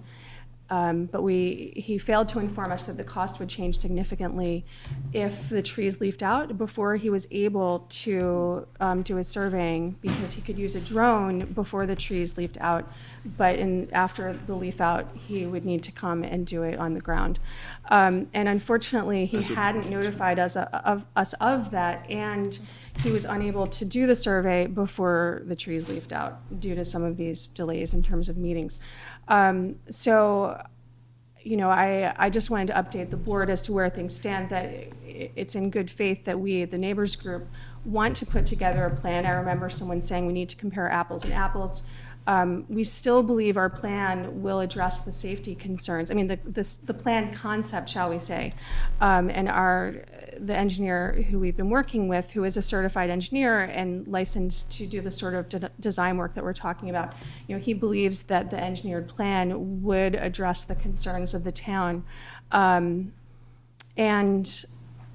I think that we're really more aligned. My sense from talking with the engineer, it seems like that we are very aligned with Public Works and some of the expectations. For example, you mentioned that your plan requires 18 to 20 foot spaces, but so does ours. So I think that maybe there have been some miscommunications along the way. And, you know, my hope in hearing this discussion tonight is that you know, one key piece of our plan is to try to avoid the cost of moving the stone wall, because that is the most expensive part of the project.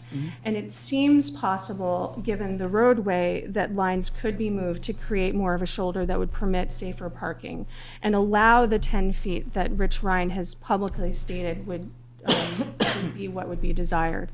And, you know, unfortunately, we're in a situation that we didn't want to be in, where we are aware of the fact, I mean, I live at 873 Monument Street, if I didn't say that at the beginning, so I'm aware of all the construction going on, and unfortunately, the timing of things just seems to have not aligned with the current, unless there's some way for us to collaborate in terms of introducing some of our ideas to the work that you're currently doing. For example, experimenting with shifting the lines, but it would depend on engineered drawings that we don't actually have, but perhaps your department already has for that section of road. So we don't, because there's a mill and overlay, we did it based on our GIS information, so it's not, because really what mill and overlay, the type of work you do is you're just planing off pavement and putting it right back, so it doesn't really require that level of survey. Yeah. We do it on, unfortunately, half the roads program has survey, half the road program doesn't. So that section unfortunately doesn't at this point. Yeah, yeah. So do I understand that your engineer is not going to be in a position to do the necessary survey until the leaves leave the trees? Well, we have a few options, but we haven't had a chance to discuss them in our neighbors group. The cost of what he proposed to us of surveying on the ground is more expensive and not, expensive beyond what we would be willing to pay. So he would need to delay to do it at cost what he proposed before. He'd have to wait until the fall to do the surveying. Are there other surveyors in the area who could do it? It's hard to know, and we haven't had time to investigate fully. We'd like to work with the town. And we're sorry for this conundrum. In the meantime, cars are parking on Monument Street as they have been. With wheels probably on Monument Street. Yep. So Sure. I'm hearing that if we have a delay to meet a cost concern, that seems okay, at least to me. I don't know about my board.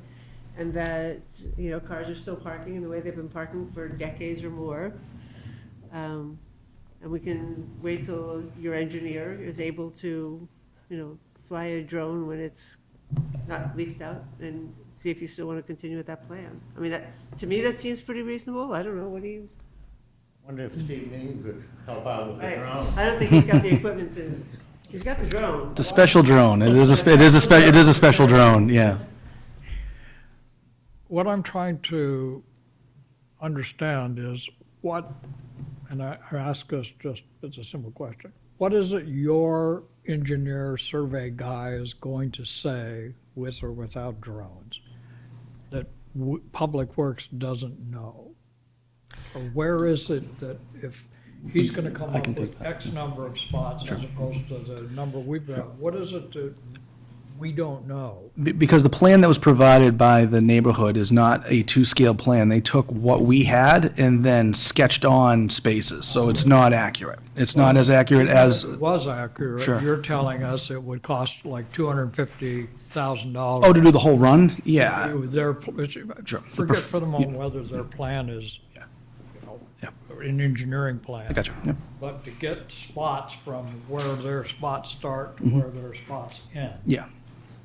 Is going down that slope. You got it, yep. And so the cost is going to be more. Yeah, 250 range, yeah. But Well, there's, can I jump in? Because I think the Rich Ryan's plan, which required moving many feet of stone wall, that's the $250,000 plan, or whatever that ballpark figure, the 90,000 and then twice that. But we proposed an alternative that didn't require moving the stone wall, or I understand from talking with Dan Jelaski that he and Rich talked about potentially removing some stones from the top of the wall in certain places to allow for car doors and so forth. so the issue is. But the cost, I just want to emphasize, the cost of our plan is not $250,000. So ultimately, our goal, which we tried to communicate in December at our presentation, is to improve the safety, even though this is an area that's already documented as having had no reported accidents in the last 15 years by either the state or our local police force, even while there have been many accidents in other part of town, I want to add. But we recognize people feel that they want to have greater width for the spaces. So our engineer came and looked at the site and said there's possibility for that simply by changing where the lines are and adding in the fog lines. And it sounds like Rich Ryan is open to that as well, but my understanding is that for the engineering of it, it needs to just be drawn out to code so that it can be consistent with the other demands of the road. As you were saying, the lines are consistent with the curvature, but our engineer, who is licensed to do this sort of work, believes that simply by moving the lines with maybe some small amounts of stone removal would solve our problem, would meet the demands that Rich Ryan has specified, but at a very low cost. It won't be $250,000. Well, I mean, I was at the meeting when we discussed that, and we threw that idea out at the meeting, for at least that was from my perspective. I mean, we looked at, how we would construct a stone wall in Concord, and that's what we would do. We wouldn't be removing specific stones to allow a car door to open in certain locations. We also talked to him about the plan that was provided and said that, from our perspective, we don't believe that that's accurate, and that you need to do a full survey and demonstrate that you can actually make the plan that was submitted to us work, because I don't believe it does work. So what was on there and what was shown The dimensions are not consistent with the work that we did, that is to scale. So I know that plan's to scale. It's like, I mean, we worked off of the map that your group had produced. The burden of proof is Sure. going to be on you. Well, Which I agree also, with, this but I isn't, think- this isn't a discussion Yeah. between the two of you, so we could ask, let us ask our questions. Sure. And Of course. not try to debate I do understand, but I'd like to make a So- clarifying point. in a minute. Thank you. So is it possible that a set of plans could be provided as the neighbors intend that might be satisfactory in an engineering sense to the town? Forget the cost. So you're saying, ask the question again, just so make sure I'm clear. If I understand the neighbors, they believe that when their engineer gets a chance to do this, whenever that is, that they would be able to come back with a plan that creates more parking spots, reduces the need to move stones, and would still provide an adequate number of parking spots at a reduced cost, not reduced. Yeah, prepared to our estimate, yeah. And that's, Is that possible? we said we're open to entertaining it. I mean, that. Yeah. Possible. Yeah, I think it sounds reasonable, and that's what we said to Dan. So We'll entertain I don't it. think there's anything that we can do tonight. It sounds like there's some the engineer is unavailable for some period of time if he's going to go through with this plan to do to do a survey. The next step would be for the parties to talk to one another with the engineering designs and make sure you're on the same page about what's required, and then for you to be able to submit to the town what they're looking for. Yeah, I don't think that this board has to I'm all do in on this favor right of now. that, since I got the answer I got. The other answer could have been, no, I don't think it's possible to do that, and then let's just bring this to, for the neighbor's point of view, an unhappy conclusion. But if it's possible, and we don't have the financing for it anyway, this seems pretty easy to me, right? I would- Not to the city. Would you like to just add toward sort of a last word here, or I think otherwise the sense is. Is this truly our last word? Because I'd like to defer to my neighbor, Rich Churchill, I think. Well, the wanted to sense I jump in. think we have right now is that this is not something we're gonna make a decision on tonight. We're gonna wait until your engineer brings a report. So if there's something, that would address that issue, we're happy to hear it. Well, just by waiting, you're saying even waiting until October or November? We There's couldn't, still we parking on couldn't the street fund as far as I'm it, concerned. from town manager, we couldn't fund this until the next season anyway. So there's not much, even if we wanted to go ahead with this plan right here, we could say we're gonna do it, I suppose, but we wouldn't actually be able to do it until next year. So October, as long as we get it done, and we get it to the town, and the town has the ability to comment on it, so we can hopefully resolve this in a way that everybody says, terrific. Because the NRC has an alternative plan. And while I know, there's opposition to that plan, we're obligated, because we've already accepted a report from the study committee to get some stuff done here. And so I'm happy to wait until we hear from it, but we've got to get this matter resolved here. Okay. Can I just say one thing? Sure. Or Rich Churchill at 903 Monument Street. I don't want to say anything that's redundant to what Nora said, but I was at the meeting along with Peter Gifford with Rich and Bill, and I just wanted to let the select board know that the point that Rich drove home to us was that our plan, because of the limited town finances to fund this kind of a project, that our marching orders were paint and dirt. So to the extent that through the use of fog lines or some regrading, we could accomplish and demonstrate that there were enough spaces that met the constraints that Rich and Bill provided to us, then we think that that's a reasonable plan. And our engineer, Dan Delaski, and Rich and Bill may disagree about the precise number of spaces, but Our engineer is coming at it from the perspective that there's at least 12 spaces that can be accomplished, again, through paint and dirt. So in other words, de minimis expenditure on the part of the town. And again, to put this in context, based on our demand studies that we presented at our December hearing, 88% of the time, the usage of that on-street parking is 6 spaces or less. So we think, reasonable people can disagree whether there's 6 or 12, but we think that there's some number of spaces that can meet the needs of the demand for parking in that area. We all hope you're right. We do. Peter Gifford, 1171 Monument. What's that? Sorry, I was just going to, before Bill leaves, I think it'd be helpful to know, since they're milling the road and then resurfacing and restriping, are you going to? Well, the goal would be to, orientation at all? we weren't planning at this point. I mean, ideally, if we had this plan in place prior to us milling the roadway, we definitely would consider it. But, I mean, ultimately, if we're talking paint and in dirt, I mean, we should be able to make it work even if we're done with construction with minimum impact to what we've done, so.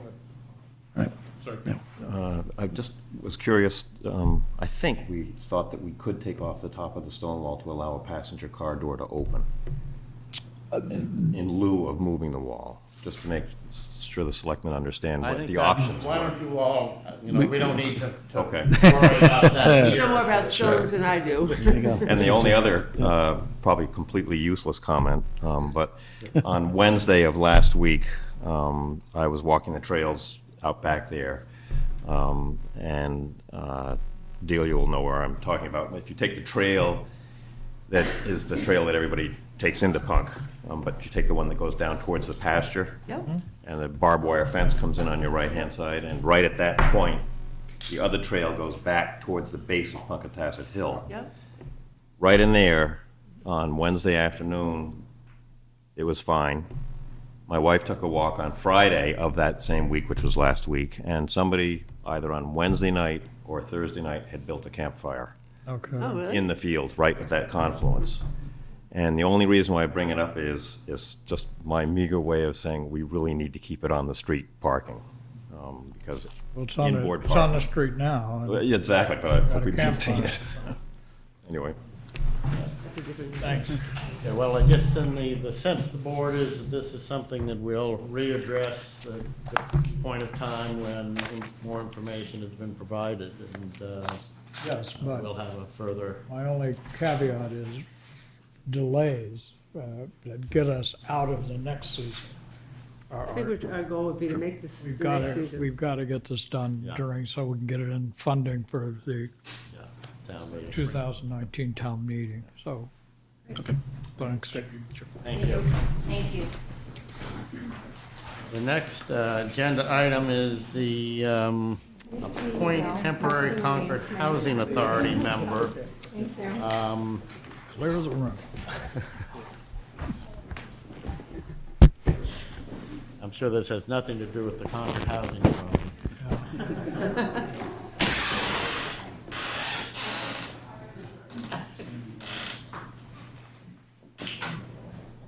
And my understanding is that there is not, the Concord Housing Authority has not provided us with the name. We do have some green cards here. Linda, you indicated that the process required a joint meeting. Is that correct? And That's correct. To fill because this is an elected position that needs to be filled, and it's currently vacant, an interim position needs to be appointed by a joint meeting between the Concord Housing Authority and each of their board members or commissioners and the select board members. And Carrie would need to verify the process, but that is the process, and the select board has gone through that process previously. So I was going to mention later when we talked about our committee liaison reports, the Concord Housing Authority is aware that, and I think their first step was to notify the select board that they had a vacancy, which they've done. And I think they were looking for some additional recommendations of individuals who might be willing to serve. But they may also be ready to move forward with a recommendation. I think they were just being open in case the board had some recommendation. So that's something I can help follow up with. So the idea that I think we just briefly mentioned was perhaps for our June 4th meeting, we could convene jointly at 6:30 Oh, okay. and see if we could get that business conducted, and then we could go about our regular business at 7. And I don't. Yeah. I would propose that, and perhaps we could hear back, and, Okay. but I think that would allow us to I would like to get this done. Yeah. So So if you can report back to them that would be kind of our aim, and hopefully that would be agreeable to them. The board has copies of the recent green cards Right. in, today in the materials. So So, you kind of pointed out that this is not necessarily a green card. well, it's not really, we don't really get green cards for it because it's an elective position. So if you go on the online green card, you can't even choose that one. So you'll see one of those that says the CHGC as their first choice. But in reality, you look back, what's my preference? Number one, housing authority. Yeah. So, also they can come to the office and go through the unappointed green cards that we have. We keep it last 5 years. So there's probably someone that put housing authority. I mean, it is an option, but it's just not typically one the select board is involved in. So if you could relay that to, and I did forward to Mary Ann Nelson over at the Housing Authority, the same green cards that you have as well. Right? Okay, good. So they'll have that too. Thank you. So the Affordable Housing Funding Committee update, I had received, I guess it was mid last week I had written to Todd that he requested to be able to make a presentation tonight. Both Andrew and I had asked him how long he thought it would be and what was the general topic. He had been traveling, so didn't get back to us until Thursday, I believe, when he requested 45 minutes to present. I wrote back to him that I felt that was too long a time, given our agenda, and that if he could limit it to 15 minutes and present us perhaps with some written documentation, that might be preferable. He then, I guess, spoke with other committee, members of his committee, and has requested a half hour for June 4th. I think we'll have to see whether that amount of time, my preference is going to be that the presentation be limited and that the focus be more on some written information, and we can then digest that and have questions and material to ask him. But he's not going to be presenting tonight. So we can, Climate Action Advisory Board draft charge, Alice, you needed a little additional time, and so we are going to continue that until the June 4th meeting. And we'll have a copy of that before the meeting in order to review. So we now move to review and approve order of taking for Monson Road extension.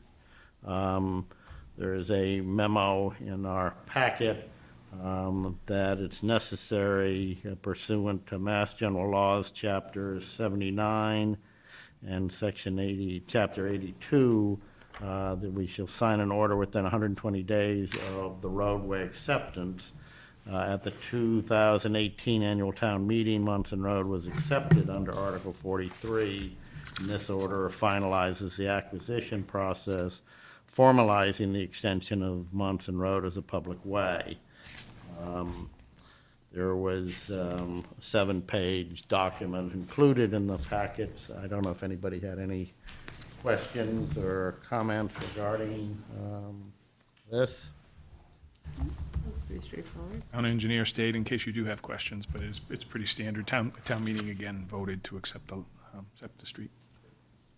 We just thought you were so fascinated by what we If we don't, I'm happy to receive a motion.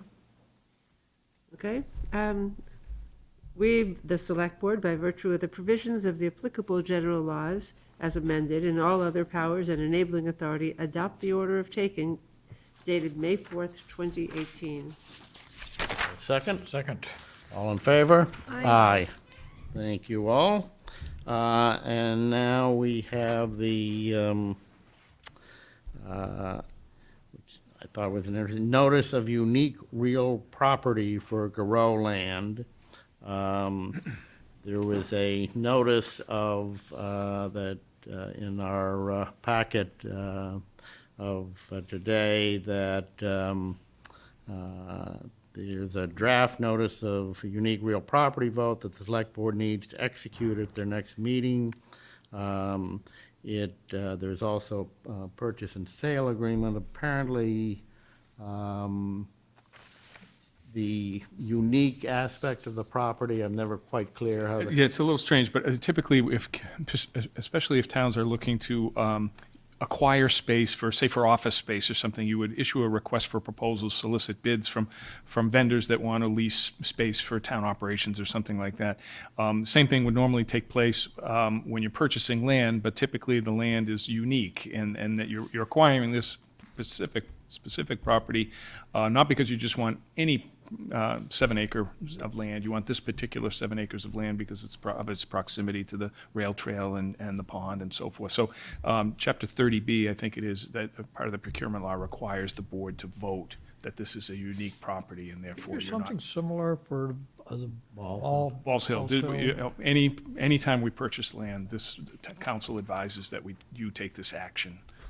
And this gets recorded with the. Yes. Okay.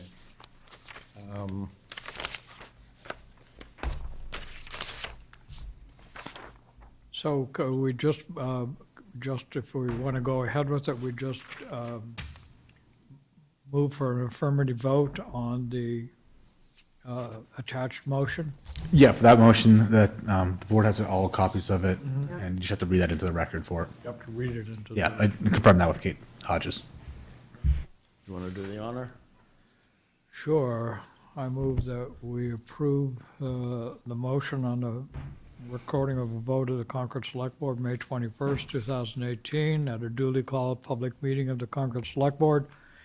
On May 21st, 2018, the board voted as follows, that the board has determined that advertising under General Laws, Chapter 30B for the town's acquisition of the following parcel of real property will not benefit the governmental body's interest due to the unique qualities of the property. The land with the buildings thereon, commonly known as 369, 37B, and 37Y Commonwealth Avenue, Concord, Middlesex County, Massachusetts, containing 7 acres of land more or less collectively called the property. The property is shown on the town of Concord's assessor's maps, parcel number 2157, 2158, and 2159. Specifically, the property consists of open space that has access to Warner's Pond. Portions of the property may be used as a town beach, and other portions could be used for other recreational opportunities. The town's acquisition of the property is consistent with the 2017 Open Space and Recreation Plan because it would increase access to active recreation and waterfront opportunities in West Concord.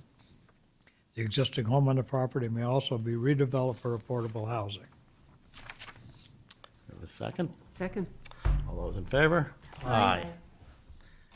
Thank you very much. And now, discussion the town manager's contract extension. I believe the copy of that was Sent out by Andrew. sent out, and it is a one-year contract that is consistent with the prior contract, except for a increase of 5% in his salary. And believe that that was, the major, it's been reviewed by town council, so I would entertain a motion on that. I move to approve the town manager contract extension as drafted. Second. All those in favor? Aye. Aye, thank you. So can I just announce, I appreciate the board extending my contract for another year. My contract expires June 30th of this year, and it would be my intention to retire next June 30th upon the expiration of this one-year contract. So I appreciate the board's granting of one more We're year. somewhat aware of that coming, and we'll, sorry to see you go. It's been a long, sweet journey. Thank you, Tom, very much. But next year at this time, you might be Not over. saying Yes. something different. Well, maybe a year from now, we'll be extending the contract yet again. Well, perhaps not. I was hoping to Thank you. cross out that 1 year and slip in Slip a in few, 3. yeah. Thank you very much. It's been an honor. Okay, we now have a warrant for the June 12th special municipal election. Yep, so you already did the, approve the ballot at the last meeting, so all you have to do is just sign it. It's the, Okay, Well, and we did. all right. That's all we just need to note, that we've signed. And, okay, we now are ready for public comments. Yes, please.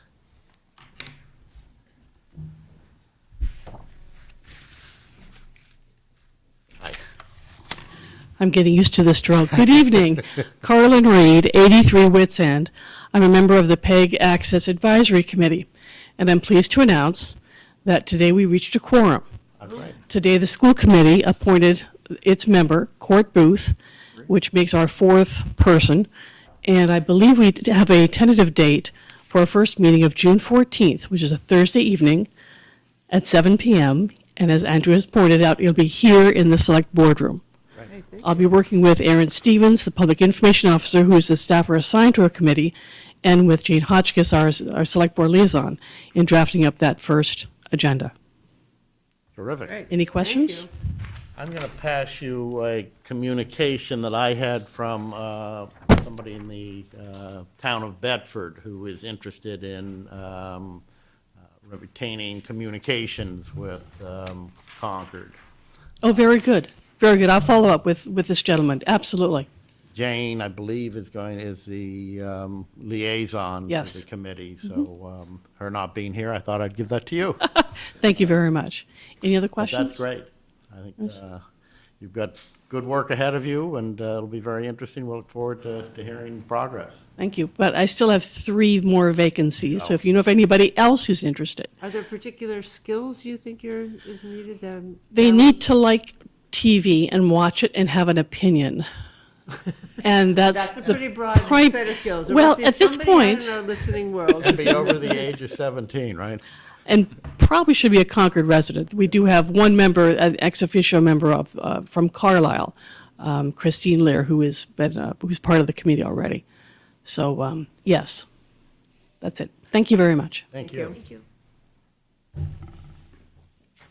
Committee liaison reports. Public Oh, comment. public, yes, sorry. Apologize. Yes. Diane Proctor, 57 Sudbury Road. At the last meeting, when the June 12th vote came through for the ballot, I spoke about the fact that the Legalman voters would perhaps have another First Friday. And we have agreed, the board agreed and voted yes. So this June 1st, a First Friday at Fowler Library at 9:15 social, 9:30, we will commence a serious discussion of the nature of that vote. Tom McKean, present, will be the moderator of that event. We will have someone speaking from the FinCom, someone from the Public Health Board, and we hope that someone from the other side, as it were, someone who understands the retail side and why this might be, from his or her perspective, advantageous. So if there is someone listening who would like to represent that point of view, we would be most grateful. Thank you. You here in the back? I'm sorry, you said that's at the Fowler, right? Yes. Just adding it to my calendar. Thank you. Great. Now, I guess, are there any other public comments, or we'll move along to liaison reports? Linda, would you? So I already mentioned the Concord Housing Authority. I also attended the Affordable Housing Funding Committee, and they were busy drafting their final material for the presentations that they're going to be, upcoming presentations they're going to be making to the Finance Committee as well as the Select Board, with the hope that they'll get some feedback from both groups for a intended June public going out to the community. That may be ambitious, but that's what they're thinking right now. And again, I mentioned it last time, but all of the housing committees, all of them, are looking for additional members. So if anyone interested, whether you're an architect, lawyer, just a member of the community interested in affordable housing, or just generally supportive of what we're trying to get accomplished in Concord, this is a great opportunity to participate. Do we reach out to things like, say, any of the real estate companies, brokers and that type? We do, and I think in general, many of these committees are tilted in that direction, so it would be good to have a broader cross-section of people to join. Great. Mike? Yes, I attended and chaired the Financial Audit Advisory Committee meeting. Major agenda item was just to meet with the auditors to see about the schedule that was upcoming, and I think some concern. We had a little bit of delay in getting some actuarial information this last year, which slowed us up a little bit and brought that to our attention. And then the other item of debate was in our charge. It talks about this an advisory role with respect to picking the town auditor, and one of our members has brought to our attention the fact that that role, it's the town manager who appoints the auditor and gets recommendations and the like, but one of our members is bringing to our attention the fact that many towns have shifted that in the interest of openness, that the town manager is essentially the person, the organization being audited, and perhaps another body ought to be doing that. So we've had that discussion, and we need to check with legal counsel to whether in fact it might actually require a change in the town charter, and so we have to get that information and come back. It's not something necessarily the committee's going to do, but it's something we are talking about. I attended the municipal light plant had an evening meeting in an attempt to sort of broaden the input it got from citizens. I'd say there were maybe 30-some people there, maybe a little bit off, but that's about right. It was a good discussion. There was a presentation by the chairman of the board, and then there were questions from the audience, and there were lots of good, interesting questions. And as somebody who's not real knowledgeable about this, what comes across is this is complicated, and it's complex, and it's changing. And so I think a light plant should be applauded for having that evening meeting to get some additional perspective from the town. It was an interesting meeting. Is there thought about doing that on a more regular basis? Well, I don't know. I won't want to speak for them, but they're in the middle of a strategic plan, as you know, and also then trying to implement essentially Article 51 from a town meeting with respect to energy costs. So they've got a complex set of initiatives that they're worried about, and it's going to require change and change in what they do, and it's going to change our rates, so we don't know exactly how much. So the thinking is just more output from, or more engagement from them to try to make sure that the town is informed as possible. So I don't know, wouldn't surprise me, and would probably be a good thing. Finally, I attended the Tax Fairness Committee.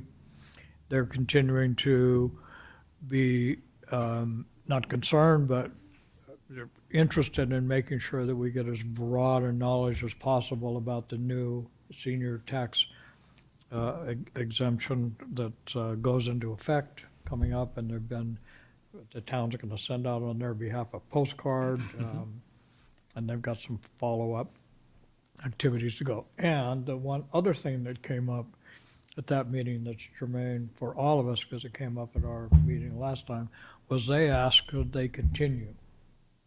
They did this tax fairness thing, should they continue as a committee? And I told them that we had discussed, taking a broader brush look at committees about overlap and the like. So I told them that was a good question, and they should be thinking about it and be prepared to respond sometime in the future. So that's the meetings I attended. Tom, I had one more I wanted to report on, if you don't mind. I did attend the ZBA meeting, and as we know, the application for Cafe Nero was approved. Alice? So I've been traveling a bit in the last couple of weeks since our meeting, so I can report that I attended the Minuteman Regional Vocational Technical High School Committee meeting, construction meeting, and the project is really moving along really well. There's now beginning to put on the exterior steel components, and now would be a very good time for a site visit. So if this board is interested in going to see the current level of construction, I think that this would be a good time to go for a site visit. And but maybe what I should do is send an email or getting ideas of dates of people available to join on a walk. Yeah. And we'll arrange for it to happen. I'll send that out this week. Good. See if we can find a time to go for a site visit. It's quite impressive. They're on budget and on time. On budget, on time, and safe. Yeah. And I believe just got some additional funding from the state. That was There not was- discussed, additional okay. funding? Yeah.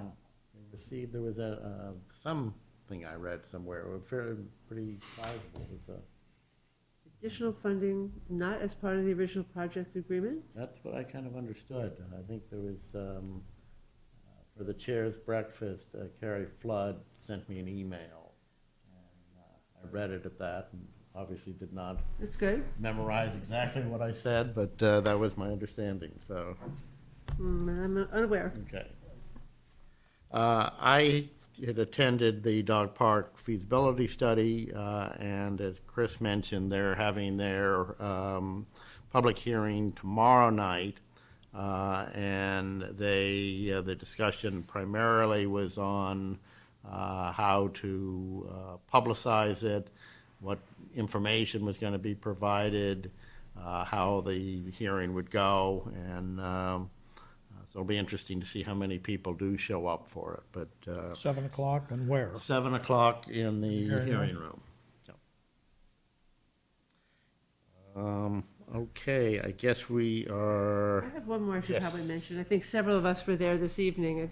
This Oh, yes. was the presentations of the preservation awards for some pretty phenomenal historic renovations of properties. One is the Middlesex Barn on Lowell Road. There's a home on Monument Street that was recognized for its historical Near the integrity. center. A home, I'm sorry? Right near the center, 50 Monument Street. Yeah, that's it. Not sure. 50. What do you remember from the other? The locations? Hawthorne Inn. The Hawthorne Inn, for historic renovation of an old inn and using materials from other barns in the neighborhood. There was a house on Bow Street that, Oh, right, the house. for new construction, that, The Boynton project Boynton, on Second House off of Lowell Road won an award Sort of for mansard. sensitive new construction in period design. Yep. And scope and size. And then they had a Lifetime Achievement Award to Jane Gordon, which was nice, and then they. Proclamation for the proclamation benefits. for the, It was a good turnout, probably 30, 40 people there as well. It was great. Not televised. It was not televised. it was in downstairs at Fowler Library. Yeah. I don't recall seeing any. I remember. Also, who got an award was the company who did the Toy Store. Oh, yeah. The builder, designer of the toy store renovation, I talked with afterwards about the difficulties of renovating a very old building and making it meet modern code. So it's now code compliant for handicap accessibility, for universal access. It's code compliant for fire protection, and he surmises it's probably one of the only buildings on Main Street that meets that code. Not an But you easy don't see location any, to do. but you don't see it, and I think what they got the award, part of it was, but you don't see that as kind of visible, they somehow did it. It looks historic still. And it had very poor electrical systems before, so all new electrical capacity. When that gets up and running, it'll be a great relief and big benefit, so. Miscellaneous correspondence. I say the only thing I had, I did get an email from a fellow by the name of Jim Shea, who is with the Bedford PEG, and they are contemplating taking the town taking over the CCTV, the television, local TV, and we're interested in trying to sort of coordinate work with Concord, so pass that along. And I believe we did get a letter from regarding the dog park issue. I think some concern that one of the options might be having to impound the dog and euthanize Not it. the dog park, the dog. I'm sorry, the hearing issue, yes. And there was concern about that, so, but those were the communications that I received, so. anybody- So I did receive a recommendation from a citizen who I also met with, who saw that the town had offered on 2 occasions so far training for boards and committees. And this is from Jane Wells, she attended a training at the high school that she thought was superb, and it ought to be sponsored by the town in coordination with maybe the adult ed program, and it's part of our training. It was called Conversations on a Civil Society, Agreeing to Disagree, and it's how you manage conflict in public meetings, and of course we've had a few of those that we've experienced in the last year, which she thought she wanted us to be aware of how good this training was and see whether the town would also co-sponsor or bring this back again, because this whole conversation on civil discourse is a useful time and place to do that. Diane Proctor, 57 Sudbury Road. The League is very much interested in this, will enjoy co-sponsoring this or try sponsoring this with the folks that did it so very successfully at the high school. And it's something that is on our agenda for next year, and we would really appreciate being involved in that and supporting whatever efforts the town undertakes. Great. Let's jump on it. Yeah, sounds like a very good idea. Okay, now we go to committee nominations.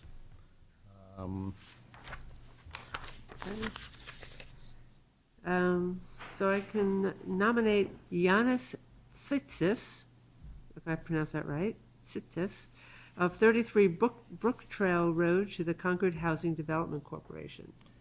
We also have 2 others for the library committee, Dennis Fiore and Pat Nelson. I do not have, they were in the enviable position of having 2 positions available, and I think they had 12 green cards. So they came up with, felt that those 2 would be very good additions. Board of Registrars, one that Oh.